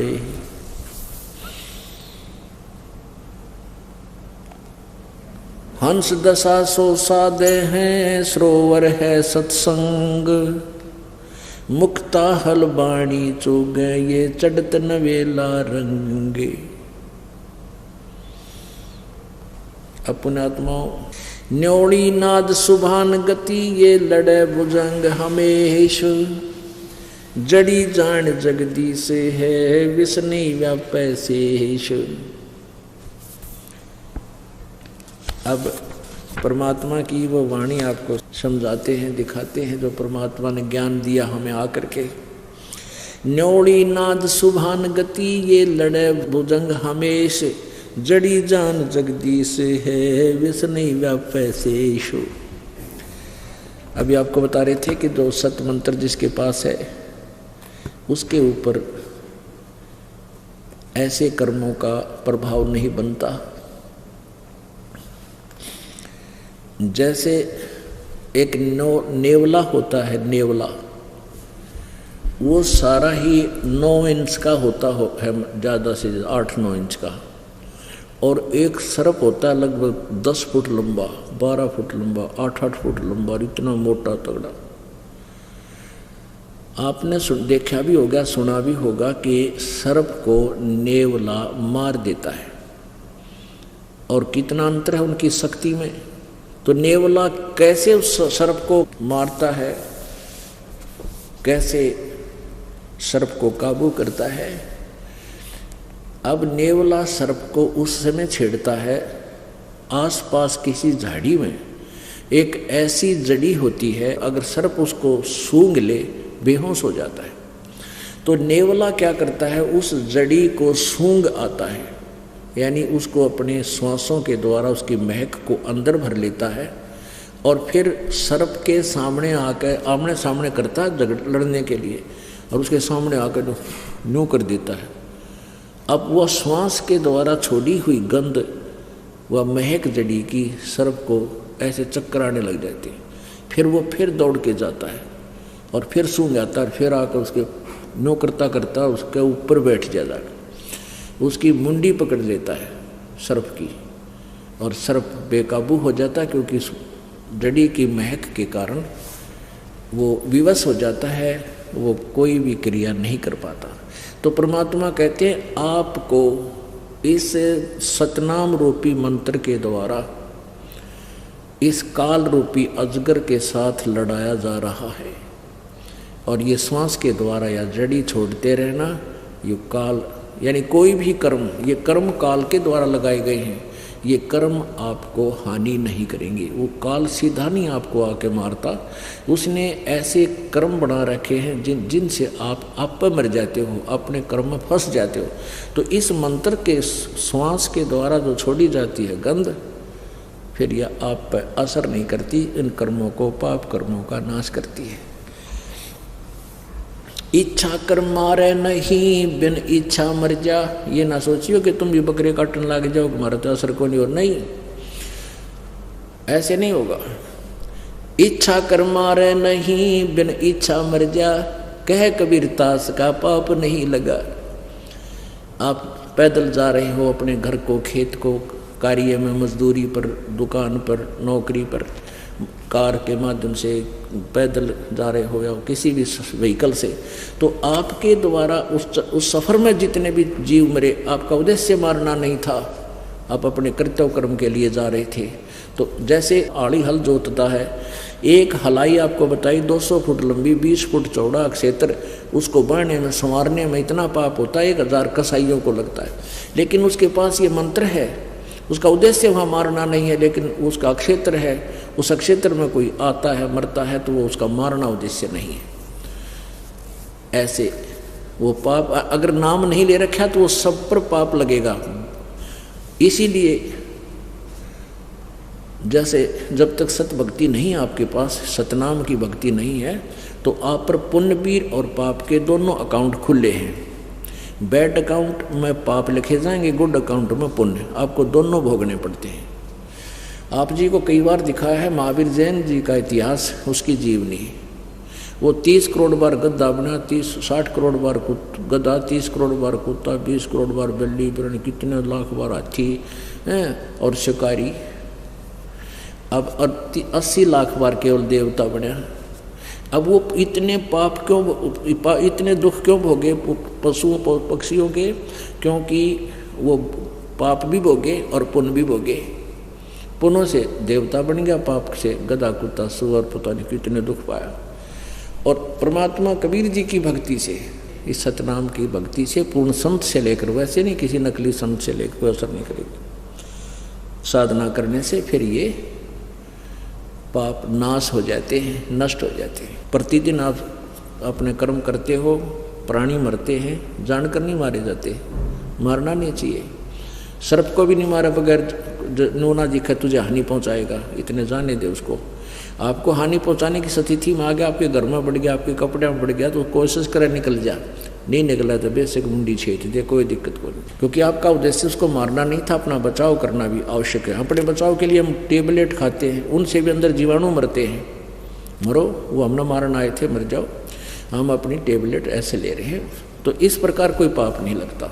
और फिर हमारे पास इच्छा कर मारे नहीं बिन इच्छा मर जा, फिर मंत्र भी हैं। जो नाम नहीं ले रहे उनके दोनों असर करेंगे, उनको तो असर करेंगे ही करेंगे वो। तो इस प्रकार आपको बहुत बाईपास निकाला जा रहा है। न्योड़ी नाद सुभान गति ये लड़े भुजंग हमेश भुवंग। सांप के साथ कहते हैं नेवला लड़ता छोटा सा, और जड़ी जान जगदीश है विष नहीं व्यापे शेषो। कितने उदाहरण क्या देना चाहा परमात्मा ने, समझा का रहे हैं कि ये सतनाम की परमेश्वर की जो जड़ी है, यो नाम उसकी जड़ी है, वह जिससे यो पाप नाश हो जाते हैं, कर्म नाश हो जाते हैं, आपको हानि नहीं करते। अंश गवन करते नहीं मान सरोवर छाड़े, और कौवे उड़ उड़ जाते हैं ये खाते मांसाहारे। पुण्यात्माओं, परमात्मा की एक सेंटेंस को, एक पवित्र वाणी की एक कड़ी को समझाने में कितना गहरा ज्ञान भरा है। हंस गवन करते नहीं मान सरोवर छाड़े, और कौवे उड़ उड़ जाते हैं वो खाते मांसाहारे।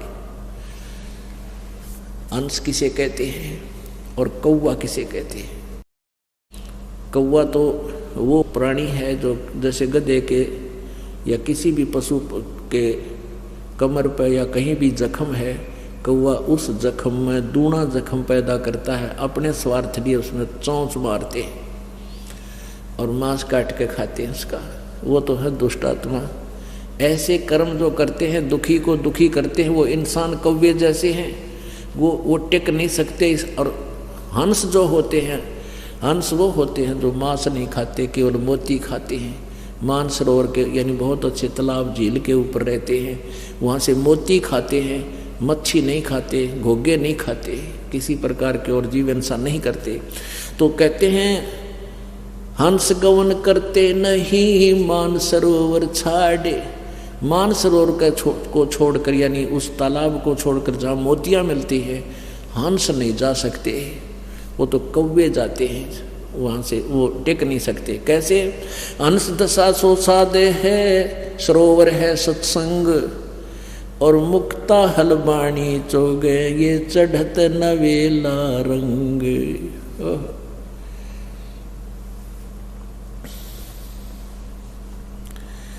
हंस दशा तो संत हैं, भक्त हैं, और सरोवर है सत्संग। ये सत्संग रूपी, ये वो झील है, ये सतलोक आश्रम बरवाड़ा, ये वो सरोवर है जहाँ पर मोक्ष रूपी मोती यहाँ पर मिलते हैं। तो यहाँ वो हंस नहीं जा सकते इस स्थान को छोड़ के, हंस नहीं जा सकते सतलोक आश्रम बरवाड़ा को छोड़कर, इस संत की किसे दूर नहीं हो सकते दास से, क्योंकि उनका आहार मोती है। अंश गवन करते नहीं मान सरोवर छाड़े, और कौवे उड़ उड़ जाते हैं वो खाते मांसाहार। जो कौवे रूपी जीव हैं वो यहाँ टेक नहीं सकते, वो कुछ दिन तक बुगले भगत की तरह भगत दिखेंगे, फिर थोड़े ही दिन में और आप चल जाएंगे कि छोड़ जाएंगे, या रुक नहीं सकते, क्योंकि उनका उद्देश्य कुछ और है। माया के पुजारी हैं और बकवादा नहीं छूटती, किसी पर बीड़ी नहीं छूटती, किसी पर शराब नहीं छूटती, किसी पर लोभ मोह नहीं छूट रहा है, तो वो कव्य रूपी प्राणी हैं, वो नहीं टिक सकते, वो निकल जाते, वो छोड़ जाते हैं। लेकिन जो पुण्यात्मा हैं, हंस हैं, जिन्होंने दूध पानी छान लिया है, सत्य मार्ग को समझ लिया है, उनकी दशा फिर ऐसी हो जाती है, बंदी छोड़ दयाल जी तुम तक हमारी दौड़े, जैसे काग जहाजे का अब सूझे और न ठोड़े।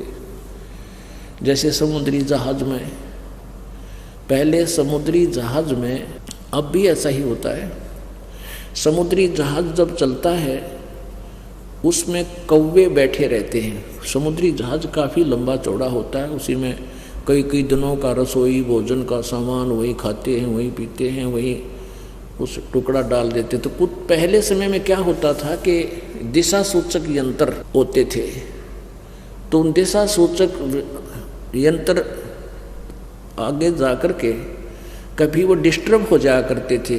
जहाँ कोई मैग्नेटिक रॉक आ जाती, चुंबकीय चट्टान आ जाती, तो उसकी दिशा बदल जाती थी उस दिशा सूचक यंत्र की। तो उसकी पहचान करने के लिए कि हम दिशा ठीक जा रहे हैं या नहीं, तो कौवे का प्रयोग करते थे जहाज के चालक। और कौवे रोटी खाने के लालच में उस जहाज में बैठकर चल पड़ते हैं, और वो जानबूझकर भी टुकड़ा उनको डालते थे, कौवे यहाँ बैठे रहे ताकि हम सुबह अपने, क्योंकि वो रात के समय जब सफ़र करते थे जहाज से, तो सुबह सूर्य उदय होने पर वो ये चेक करना चाहते थे, चेक कर लिया करते थे कि हमारा दिशा ठीक है कि नहीं। उसके लिए वो क्या करते थे कि कौवे को डले मार कर, पत्थर मार कर उड़ा दिया करते थे, विवश कर देते थे जहाज से उड़ने के लिए।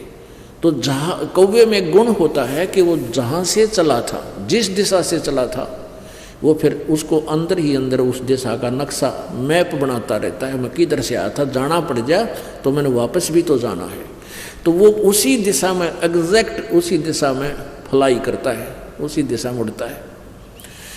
तो जहाज के व्यक्ति, वो जहाज के चालक अपने दिशा को सेट कर लेते यदि कोई डिस्टर्बेंस होती कि कौवा गलत नहीं हो सकता, तो इसलिए कौवे को बैठा कर ले जाते थे और कौवे के फिर डले मार देते थे और जहाज चलता रहता था। तो कौवा कुछ देर तो उस दिशा को उड़ता था जिस दिशा से वो चला था, फिर देखता जहाँ तो क्यों इतने 200-300 किलोमीटर सफ़र कर जाता है जहाज, उसको कहीं और छोर दिखाई नहीं देता, किनारा भी नहीं दिखता।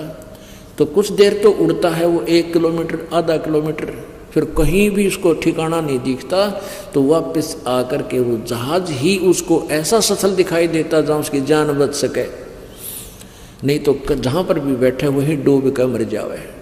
तो पुण्यात्माओं, जब आपको तत्व ज्ञान हो जाएगा, आपकी ऐसी स्थिति आ जाएगी जैसे काग जहाज का तक है न जीठ हो रहे। पूरे विश्व में आज इस दास के अतिरिक्त ये पूर्ण मोक्ष मार्ग ना ये तत्व ज्ञान किसी के पास नहीं। ये अभिमान नहीं, ये सत्य समझना। और अनजान लोग इस सत्य को अभिमान मानते हैं। कुछ दिन के बाद ये सारी सेटिंग ठीक हो जाएगी। अभी तो ये अनाड़ी संत सब भी प्रत्येक ही यूँ कहता है कि मेरे बगैर, मेरे सिवाय किसी के पास ज्ञान ही नहीं है। अब कुछ दिनों में यह सारी पोल खुल जाएगी इनकी। तो क्या बताते हैं, हंस गवन करते नहीं मान सरोवर छाड़। जो हंस है, हंस में एक गुण होता है, आप दूध में, एक गिलास दूध में एक गिलास पानी डाल दो, उस पानी को छोड़ देगा, दूध को पी लेगा। और कोई दूध से पानी अलग करने का और कोई तरीका नहीं। लेकिन उसके अंदर, हंस के अंदर ये गुण परमात्मा ने दिया हुआ है। तो कहने का भाव, दूध पानी छान लेना, यानी सत्य असत्य का निर्णय करके जो इस मार्ग पर लगा है वो उसको इस पृथ्वी पर कहीं स्थान दिखाई नहीं देगा। वो नहीं जाएगा स्थान को छोड़कर। कव्य रूपी जीव है, उन्हें बकवाद चाहिए, वो यहाँ वो टिकते नहीं, वो फिर यहाँ छोड़कर चले जाते। अंश दशा तो साध है ये सरोवर है सत्संग, मुक्ता हलबाणी चोग ये चढ़त नवेला रंगी। ये इतनी कहते मोती रूपी ये अमृतवाणी को सुनते हैं, चुगते हैं, खाते हैं, ग्रहण करते हैं कानों के माध्यम से। फिर कहते नया रंग चढ़ प्रतिदिन, नई आस्था बढ़ती जाती है। वो फिर इस सथल को छोड़कर नहीं जा सकते। अब क्या बताते हैं, आदरणीय गरीबदास साहिब जी ने परमेश्वर कबीर जी का साक्षात्कार किया। परमेश्वर कबीर जी का साक्षात किया, सतलोक में परमात्मा को देखा। और फिर परमेश्वर कबीर जी ने अपनी स्थिति से उसको उनको परिचित करवाया आदरणीय गरीबदास साहिब जी को। गांव छुड़ानी, जिला जज्जर, हरियाणा के अंदर एक महान आत्मा परमात्मा का बच्चा हुआ। उसको परमेश्वर आकर मिले थे सतलोक से। अपने आत्माओं, ये एक पूरा कोर्स है अध्यात्म तत्व ज्ञान का। इसको आपके समक्ष रखना जरूरी है। अब ये सत्संग आज का प्रारंभ हुआ, आपको बताया था कि परमात्मा वो लीला करते हैं, कबीर जी वो लीला करते हैं जो हमारे सदग्रंथों में वर्णित है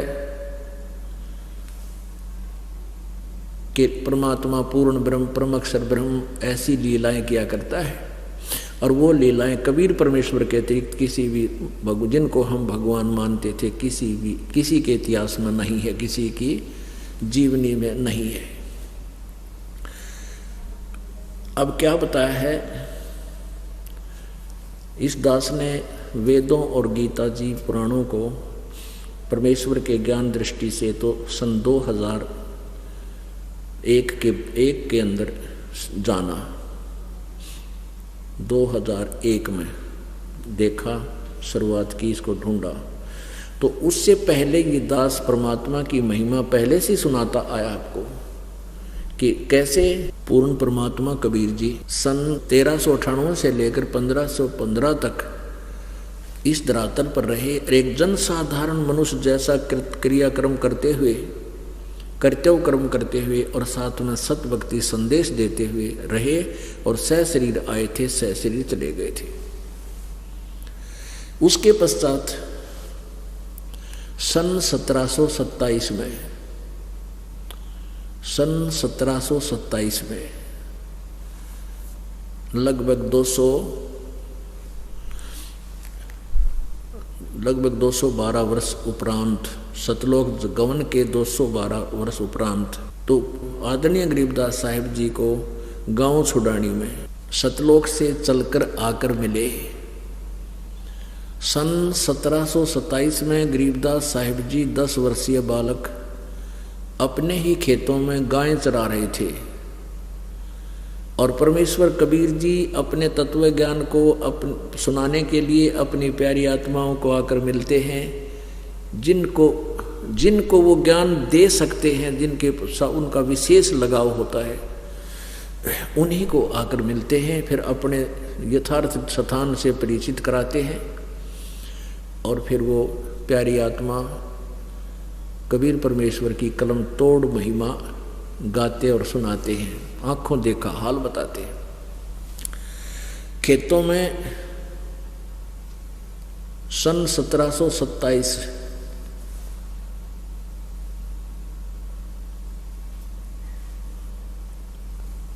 फाल्गुन उतरते की द्वादशी, फाल्गुन सुदी द्वादशी, दिन के लगभग 10-11 बजे सभी गवाल बाल, बड़े छोटे जितने गवाले थे, पाड़ी थे, वो कोई आहार कर रहे थे। एक वृक्ष के नीचे बैठ के गौवें चल रही थी। परमात्मा पूर्ण ब्रह्म एक साधु संत का रूप बनाकर, जिंदा महात्मा का रूप बना करके वहां आकर प्रकट हो गए, थोड़ी दूरी पर आते हुए दिखाई दिए। जब वो वहां पहुंच गए तो उन पालियों ने, ग्वालों ने कहा, महाराज जी बैठो, आहार करो। परमात्मा ने कहा, भाई आहार तो मैं करके आया हूं, आहार नहीं करूंगा। तो कहने लगे, जी दूध तो पीना ही पड़ेगा। अब थोड़ा शॉर्टकट में बताऊंगा। तो परमात्मा ने कहा, भी अगर दूध पिलाना है तो कुंवारी गाय का पीऊंगा। तो ग्वाले कहने लगे, बाबा जी तेरी नीत दूध पीने की, कोई ना बकवाद करो, आप तो मजाक करते हो हमारे साथ। कुंवारी गाय कभी दूध देती है? परमात्मा बोले, भाई आप कह रहे थे ना दूध तो पीना ही पड़ेगा, तो पिला दो, पीऊंगा। गरीबदास जी 10 वर्ष के बालक थे, खड़े हुए एक कुंवारी गाय को ले आए। कुंवारी बच्चिया 2-1 साल की, 1.5 वर्ष की, और कहने लगे, गुरु महाराज जी देखियो ना, जिसका बच्चा आज तक या कभी ब्याही नहीं है, दूध कैसे देगी? परमात्मा बोले, ये बर्तन साफ कर रखा तुमने? कहा जी ये बर्तन साफ करके रखा हुआ, खाना खा लिया, दो मांझ कर रखा, इसको नीचे रखो, इसके सतन के नीचे रख। गरीबदास जी बालक थे, पकड़ कर बैठ गए। कबीर साहब ने उस गाय के ऊपर थपकी मारी, कमर पे थपथपाया, आशीर्वाद टाइप, लंबे लंबे सतन हो गए और दूध की दार बंध गई। वो पात्र भर गया, 3-4-5 किलो का था, बंद हो गई। और सतन जो के तो लंबे हैं, दूध नहीं फिर रहा। तो गरीबदास जी ने कहा, लो महाराज जी पी लो आप। परमात्मा ने आधा दूध पिया जितना पीना था, बाकी कहा, ले भाई पालियो दूध पी लो, अमृत है ये यहाँ का नहीं, सतलोक से आता है, इस खंदूसपुर का नहीं है, सतलोक से आया है ये। अब वो पाली ने, जो बड़े पाली थे जो 20-30-50 वर्ष के, कहने लगे, हम ना पीवा पाप का दूध, बिना ब्याही गां का काट दिया जादू जंत्र का। वो तो उठकर चले गए डर के मारे। अब गरीबदास जी कहने लगे, ला मुझे दो भगवान, आपका जूठा दूध अमृत में कब मिला। अब गरीबदास जी ने पी लिया जितना पीना था। फिर परमात्मा ने उसको ज्ञान दिया, समझाया, बेटा ऐसे, यानी लंबी कहानी ना बना के कहने का भाव कि गरीबदास जी को परमात्मा ऊपर लेके गई, उनका शरीर वहीं रहा, आत्मा निकाल ले गई। ऊपर के सब लोग, ब्रह्मा विष्णु महेश के लोग, काल के 21 ब्रह्मांड, 7 संग ब्रह्मांड, अक्षर पुरुष के, और फिर सतलोक में प्रवेश किया। नीचे से जिंदा महात्मा के रूप में जो गए थे परमात्मा, और गरीबदास जी की आत्मा साथ साथ जा रहे हैं। तो वहाँ परमात्मा परमेश्वर कबीर जी एक अन्य रूप में और बैठे हैं, जिसके रोमकूप में करोड़ सूर्य मिला दे, करोड़ चंद्रमा, इतनी रोशनी है उस परमेश्वर की। तो कबीर जी तो नीचे से गए थे, वो परमात्मा कबीर जी जिंदा महात्मा के रूप में, वो अपने ही दूसरे स्वरूप पर चंवर करने लगे, जैसे सेवा करते हैं अपने गुरुदेव की, ऐसे। तो गरीबदास जी ने सोचा कि ये है भगवान जो सिंहासन पर विराजमान है, और ये बाबा जी यहाँ का नौकर होगा। इतने में वो भगवान खड़े हुए जो तेजों में शरीर वाले थे, और वो जिंदा वाला रूप उस पर बैठ गया, अनंत कोट ब्रह्मांड के कंट्रोलर के सिंहासन पर।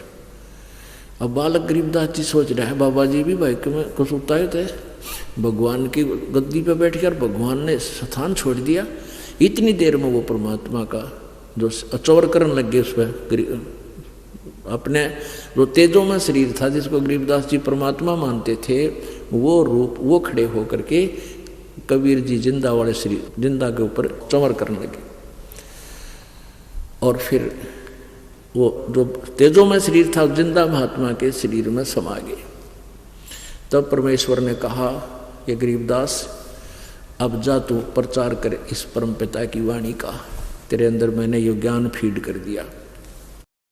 आज से कहते हैं 200 वर्ष पहले, लगभग 250 वर्ष पहले मैं काशी में जुलाहा धानक रूप में रहा था। उस समय मैंने ऐसी वो पूरी चलचित्र की तरह वो सारा फीड कर दिया और पूरे ब्रह्मांडों का जो ज्ञान था सारा, और उसको वापस छोड़ दिया। उधर से क्या हुआ कि जो वो अन्य पाली थे उन्होंने कुछ 2 घंटे 3 घंटे के बाद देखा, पहले दूर ले गए पशुओं को, वापस आए, भी पता करो कहाँ है वो बालक। आकर देखा तो वो बैठे हैं, मर्द ऐसे हिला तो गिर गए। कहने का भाव ये है कि मर्द जानकर उनको चिता पर रख दिया गया गरीबदास जी को के शरीर को। आग लगाने की तैयारी कर रहे थे, इतने परमात्मा ने वापस भेज दी वो आत्मा कि जा तेरे शरीर का नाश करने वाले हैं। गरीबदास जी आने से मना कर गए थे, भगवान मुझे ना भेजो, वहाँ तो बहुत बुरा लोग है। तो परमात्मा बोले बेटा जा, इस काल के जाल को भी तो हमने काटना है, तेरे भाई बहन बहुत फंसे पड़े वहाँ पर, और जाकर ये ज्ञान का वर्णन कर दे, आने वाले समय में बहुत काम आवेगा।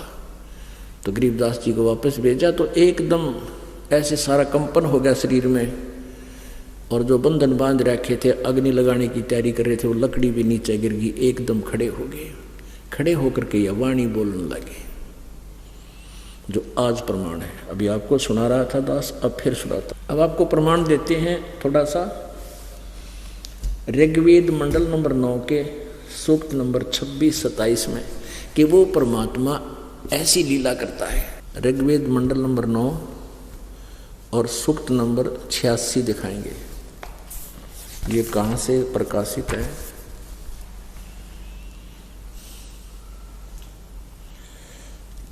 सार्वदेशिक कार्य प्रतिनिधि सभा प्रकाशक हैं इसके, महर्षि सिद्धांत भवन, रामलीला मैदान, नई दिल्ली 2। ये महर्षि सिद्धांत सरस्वती कृत मुद्रक हैं, Prince offset printers, 1510 Pataudi house, Daryaganj, नई दिल्ली से। ऋग्वेद मंडल नंबर 9 और सूक्त नंबर 86 और मंत्र नंबर 26। इसमें क्या लिखा है? ये 26 नंबर मंत्र है। यज्ञ करने वाले यजमानों के लिए परमात्मा, यज्ञ करने वाले यजमानों माने भक्तों के लिए, भक्ति करने वाले, धार्मिक अनुष्ठान करने वाले भक्तों के लिए परमात्मा सब रास्तों को सुगम करता हुआ उनके विघ्नों को मर्दन करता है, उनके संकट का नाश करता है, और उनको पवित्र करता हुआ, और अपने रूप को सरल करता हुआ। यानी परमात्मा का वास्तविक रूप तो बहुत तेजों में है, उसको हल्का तेज पुंज का बनाकर आता है। वह कांति में परमात्मा कबीर, ये कवि शब्द का इन्होंने सर्वज्ञ कर दिया। कवि कभी भी कोई सर्वज्ञ नहीं होता। ये यहाँ हम इसको क्या लिखते हैं? कबीर अतो, हम लिखें यहाँ कबीर देव है, वो कबीर देव है, विद्युत के समान, विद्युत के समान क्रीड़ा करता हुआ। विद्युत माने बिजली के समान, यानी बिजली जैसी गति से चलकर वर्णीय पुरुषों को प्राप्त होता है। वर्णीय माने श्रेष्ठ, अच्छी आत्माओं को प्राप्त होता है, वहाँ से चलकर आता है अपने लोक तक। वो कहाँ रहता है? 27वें मंत्र में, ऋग्वेद मंडल नंबर 9 सूक्त नंबर 86 और मंत्र नंबर 26 आपने पढ़ा। अब 27 पढ़िए मंत्र। प्रेम, ये तो इन्होंने वैसे तुके मार, यहाँ से देखो, जो परमात्मा धूलोक के तीसरे पृष्ठ पर विराजमान है, वो वहाँ रहता है ध्रुवलोक में, यानी तेजों में लोक है ना, सतलोक, उसमें रहता है, वो वहाँ विराजमान है। हमने यहाँ से इतना ही लेना है। आगे देखो, ऋग्वेद मंडल नंबर 9 सूक्त नंबर 82 82। इसके मंत्र नंबर 1 में, ये मंत्र नंबर 1 में क्या कहा है कि जो सर्वोत्पादक प्रभु यानी सबका रचने वाला परमात्मा है, प्रकाश रूप है, यानी तेजों में शरीर है उस मालिक का, सद्गुणों की वृष्टि करने वाला, पापों के हरण करने वाला है, वह राजेव, राजा के समान, राजा के समान दर्शनीय है, देखने योग्य है, साकार है, और वह पृथ्वी आदि लोक लोकांतरों के चारों ओर शब्दमान हो रहा है। वह वर्णीय पुरुषों को, जो दृढ़ भक्त है, जो वर्णीय पुरुष को, एक श्रेष्ठ भक्त को, श्रेष्ठ आत्मा को, जो दृढ़ भक्त है, उसको पवित्र करता हुआ प्राप्त होता है, उसको आकर मिलता है। जिस प्रकार विद्युत आकाशीय बिजली का वर्णन है यहाँ पर, अब वर्तमान वाली विद्युत से नहीं, आकाशीय बिजली स्नेह वाले स्थानों को प्राप्त, आधार बनाकर प्राप्त होता है, उसी प्रकार परमात्मा गुण। कहने का भाव ये है इसका, ऋग्वेद मंडल नंबर 9 सूक्त नंबर 82 और मंत्र नंबर 1 में स्पष्ट कर दिया परमात्मा साकार है, और वो श्रेष्ठ आत्मा जो दृढ़ भक्त है, कति पक्के भगत है, एक बार ज्ञान सुन ले फिर टूटे को ना तोड़े भी, उनको मिलता है। और फिर उनको कैसे, जैसे कहते हैं ना वो आकाश की बिजली पड़ा करती है, अब भी वही विधान है आकाशीय बिजली का। अब ये कांसी के बर्तन रहे को ना, कांसी धातु थी एक पहले, थाली बेले कटोरी गिलास प्रांत, प्रांत तो नहीं होती थी, थाली बेले कटोरी ये हमने देखी, तो वो कांसी की होती थी। और वर्षा के दिनों में हमारी दादी माँ कहा करती कि थाली कांसी की बाहर मत छोड़ो, बिजली पड़ जाया करे, इस पर बिजली गिरती है उसके ऊपर। तो कहते हैं ऐसे ही जो विशेष धातु है जो बिजली को खींचता है जहाँ बिजली गिर सकती है, इसी प्रकार वो श्रेष्ठ आत्माएं, अच्छी आत्माएं हैं, उस बिजली की तरह परमात्मा उन पर आकर पड़े, यानी उनको मिलता है, और को नहीं मिलता, अड़ंगे बन ही पड़ते, यानी किसी कारणवश वो यहाँ आता है। क्या उद्देश्य होता है आगे देखो क्लियर कर रखा है। ऋग्वेद मंडल नंबर 9 और सूक्त नंबर 82 का मंत्र नंबर 1 आपने पढ़ लिया, आपने पढ़ दिया कि वो परमात्मा राजा की तरह, देखो कितना अच्छा ज्ञान दे रखा है वेदों में, इन नड़ंगा करने वाला ने समझा नहीं इसको डंगता है। अब ऋग्वेद मंडल नंबर 9 सूक्त नंबर 82 का मंत्र 1 में कहा है कि जो सर्वोत्पादक प्रभु, सबका को रचने वाला प्रकाश रूप है, तेजों में है, सद्गुणों की वृष्टि करने वाला, पापों के हरण करने वाला, पाप नाशक, और राजा की तरह, यानी एक बहुत अच्छे समुदाय का जैसे मालिक होता है, ऐसे वो राजा की तरह देखने योग्य है, सिंहासन पर विराजमान रहता है, और वह पृथ्वी आदि लोक लोकांतरों के चारों ओर शब्दमान हो रहा है वो, और वह वर्णीय पुरुषों को, यानी श्रेष्ठ भक्तों को, जो दृढ़ भक्त हैं, उन व्यक्तियों को आकर पवित्र करता हुआ प्राप्त होता है। जिस प्रकार विद्युत यानी आकाशीय बिजली स्नेह वाले स्थानों पर आधार बनाकर प्राप्त होती है, ऐसे फिर क्या करता है वो आकर के दूसरे मंत्र में कहा है, हे परमात्मन, उपदेश करने की इच्छा से आप महापुरुषों को प्राप्त होते हो, तत्व ज्ञान देने के लिए आते हो, और आप अत्यंत गतिशील पदार्थ की तरह के समान हमारे अध्यात्म यज्ञ को प्राप्त होते हो।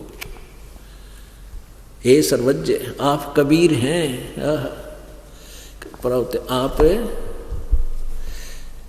आप यह लिखा कवि, आप लिख दिया आप सर्वज्ञ हैं, हम लिखते हैं आप कबीर देव हैं, आप कबीर साहब हैं, शुद्ध स्वरूप हैं, हमारे पापों को दूर करके हे परमात्मन हमको सुख दे। अपनात्माओं इन अनुवाद करताओं ने अड़ंगा कर रखा है, इन कवि का सर्वज्ञ लिख दिया। कवि कोई सर्वज्ञ हो सकता है, ये कबीर देव है वेदों में, हम इसको कवि, देव माने परमेश्वर और कवि माने कबीर, ये कवि कह दे, हम ये कह दें वो कवि साहब है, हम कबीर देव का ही करने लगे कबीर साहब। कबीर साहब जैसे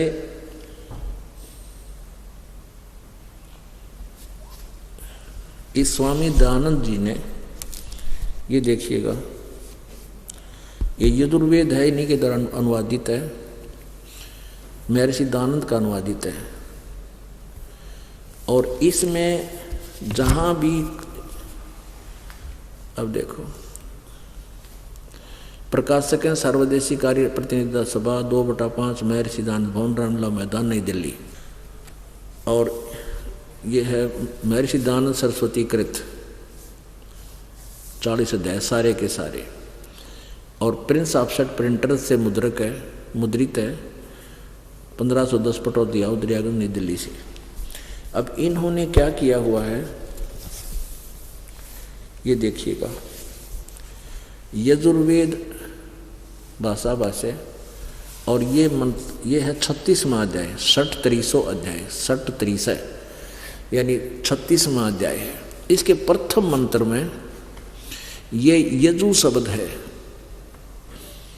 इस प्रथम मंत्र में ऋचम वाचम च परपधे मनो यजु, इस यजु शब्द है, यजु।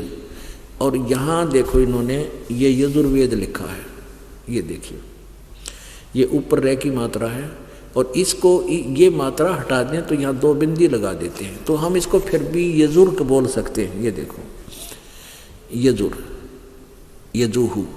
तो यहाँ इन्होंने अनुवाद किया है, इस स्वयं ही स्वामी जी ने यहाँ लिखा है, यजु का अर्थ लिख दिया यजुर्वेद। ये बिल्कुल ठीक हो गया, क्योंकि यजु ये उस पुस्तक का बोध करा रहा है जिसमें ये ज्ञान भरा पड़ा है। तो वो यजु शब्द भी होगा तो अनुवादक लिखेगा यजुर्वेद के विषय में जानकारी है, यजु। तो हमने यहाँ जो कबीर देव है, यहाँ मूल संस्कृत में ये कवि शब्द लिखा है। ये देखो, ऋग्वेद मंडल नंबर 9 सूक्त नंबर 82 का मंत्र नंबर 2, इसमें स्पष्ट लिखा है कि कबीर वेदस्या, कबीर वेदस्या। अब यहाँ ऋग्वेद मंडल नंबर 9 का सूक्त नंबर 20 इसका निर्णय करेगा आराम से।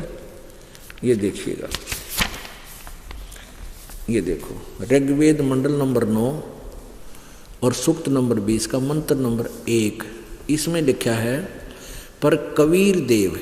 ये देखो कबीर देव, हम इसको लिख दें कबीर साहब। हम वे को बै बोलते हैं अपनी लोकल लैंग्वेज में, तो हमने अब भ्रंश करके अपनी भाषा में कबीर देव माने परमेश्वर और कबीर माने कबीर, हम कबीर साहब कहने लगे। कबीर देव को कबीर साहब, इसमें कबीर देव लिखा स्पेशल कबीर साहब। तो ये इन्होंने सिर्फ इससे बात पर आंट अड़ा कर बैठ गए कि कवि को कैसे कबीर सिद्ध कर दिया। तुम उसको कवि को कवि मानते हो, तो हम इस चीज़ को मानकर चलते हैं कि जो लोकोक्तियों के माध्यम से, कविताओं के माध्यम से अमृत ज्ञान प्रदान करता है वो पूर्ण परमात्मा है। और वो बनारस में आया था, वो वही, उसी को हम कबीर देव कहते हैं। वो है वो कवि, तुम कवि कहते हो, हम कबीर कहते हैं, परमात्मा वही है, बस इतनी सी बात। तो यहाँ देखो लिखा है ऋग्वेद मंडल नंबर 9 सूक्त नंबर 82 में, फिर आगे हम मंत्र नंबर 2 में, हे परमात्मन, उपदेश करने की इच्छा से आप ज्ञान देने के लिए महापुरुषों को मिलते हो आकर के सतलोक से चलकर बिजली की तरह गति से एक तुरंत आप अत्यंत गतिशील पदार्थ के समान यानी बिजली जैसी गति से पहुंचूंगा क्षण एक में, हमारे आध्यात्मिक यज्ञ को प्राप्त होते हैं। आप कबीर देव हैं। हम यहाँ कवि ना लिखकर हम लिख दें आप कबीर देव हैं, कबीर देव, कबीर साहब हैं, शुद्ध स्वरूप हैं। हमारे पापों को दूर करके हे अमर परमात्मा आप हमको सुख दे। अपने आत्मा परमात्मा को पहचानना पड़ेगा आपने। न्यो तो इतनी रोड़ा रोड़ा रखी बात इन्होंने, कोई किसी ने 4 ईंट ला दी, यो भगवान, हनुमान बता दिया यो भगवान, गणेश जी यो भगवान, कृष्ण जी यो पूर्ण परमात्मा। इवन इनकी हिस्ट्री से हम स्वयं परिचित होंगे तब ठीक है। जो जितना आदरणीय है उतना आदरणीय है, लेकिन पूज्य एक ही है हमारे लिए, पूर्ण परमात्मा। अब ये सारे प्रसंग का क्या उद्देश्य था कि हम परमात्मा को पहचानेंगे और ऐसे पहचानेंगे।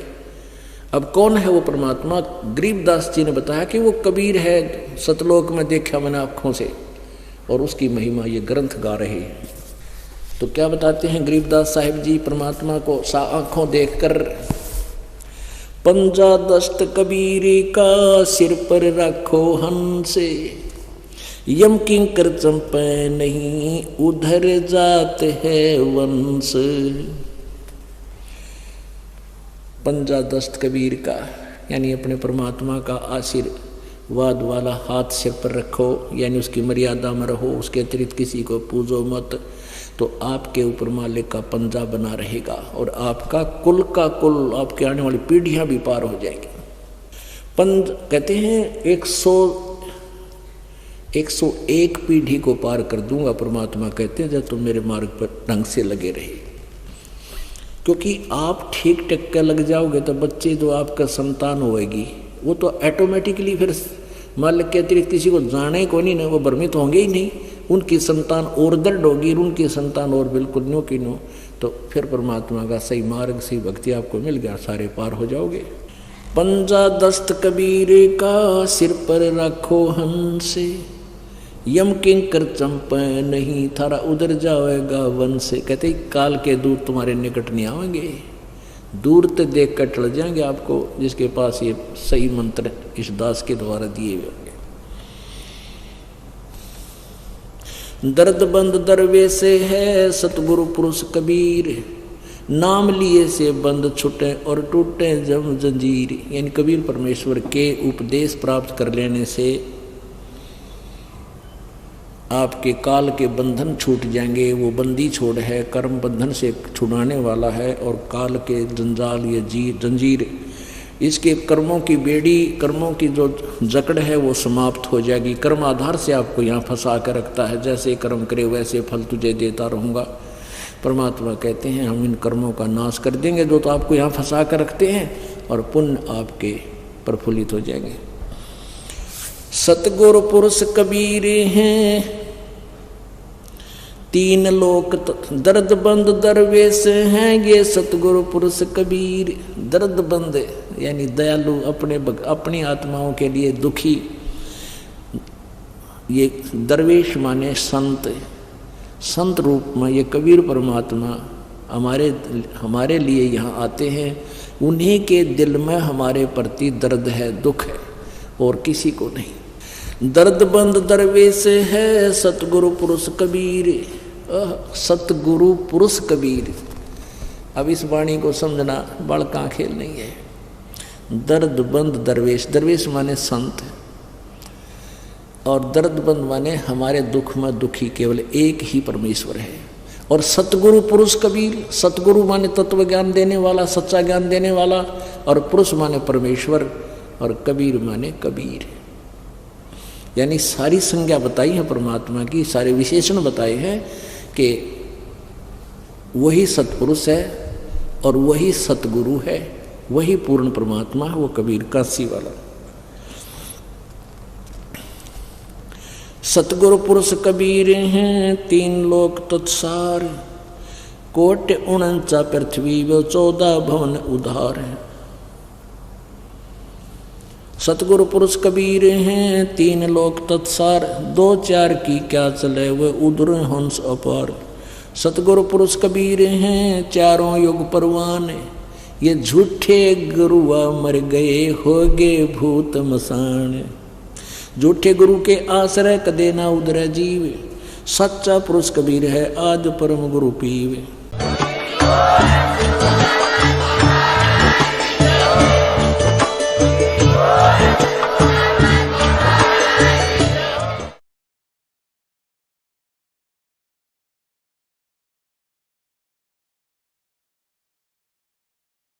अगर आप ये वीडियो YouTube पर देख रहे हैं तो हमारे चैनल को सब्सक्राइब करें और बेल आइकन को दबाना ना भूलें।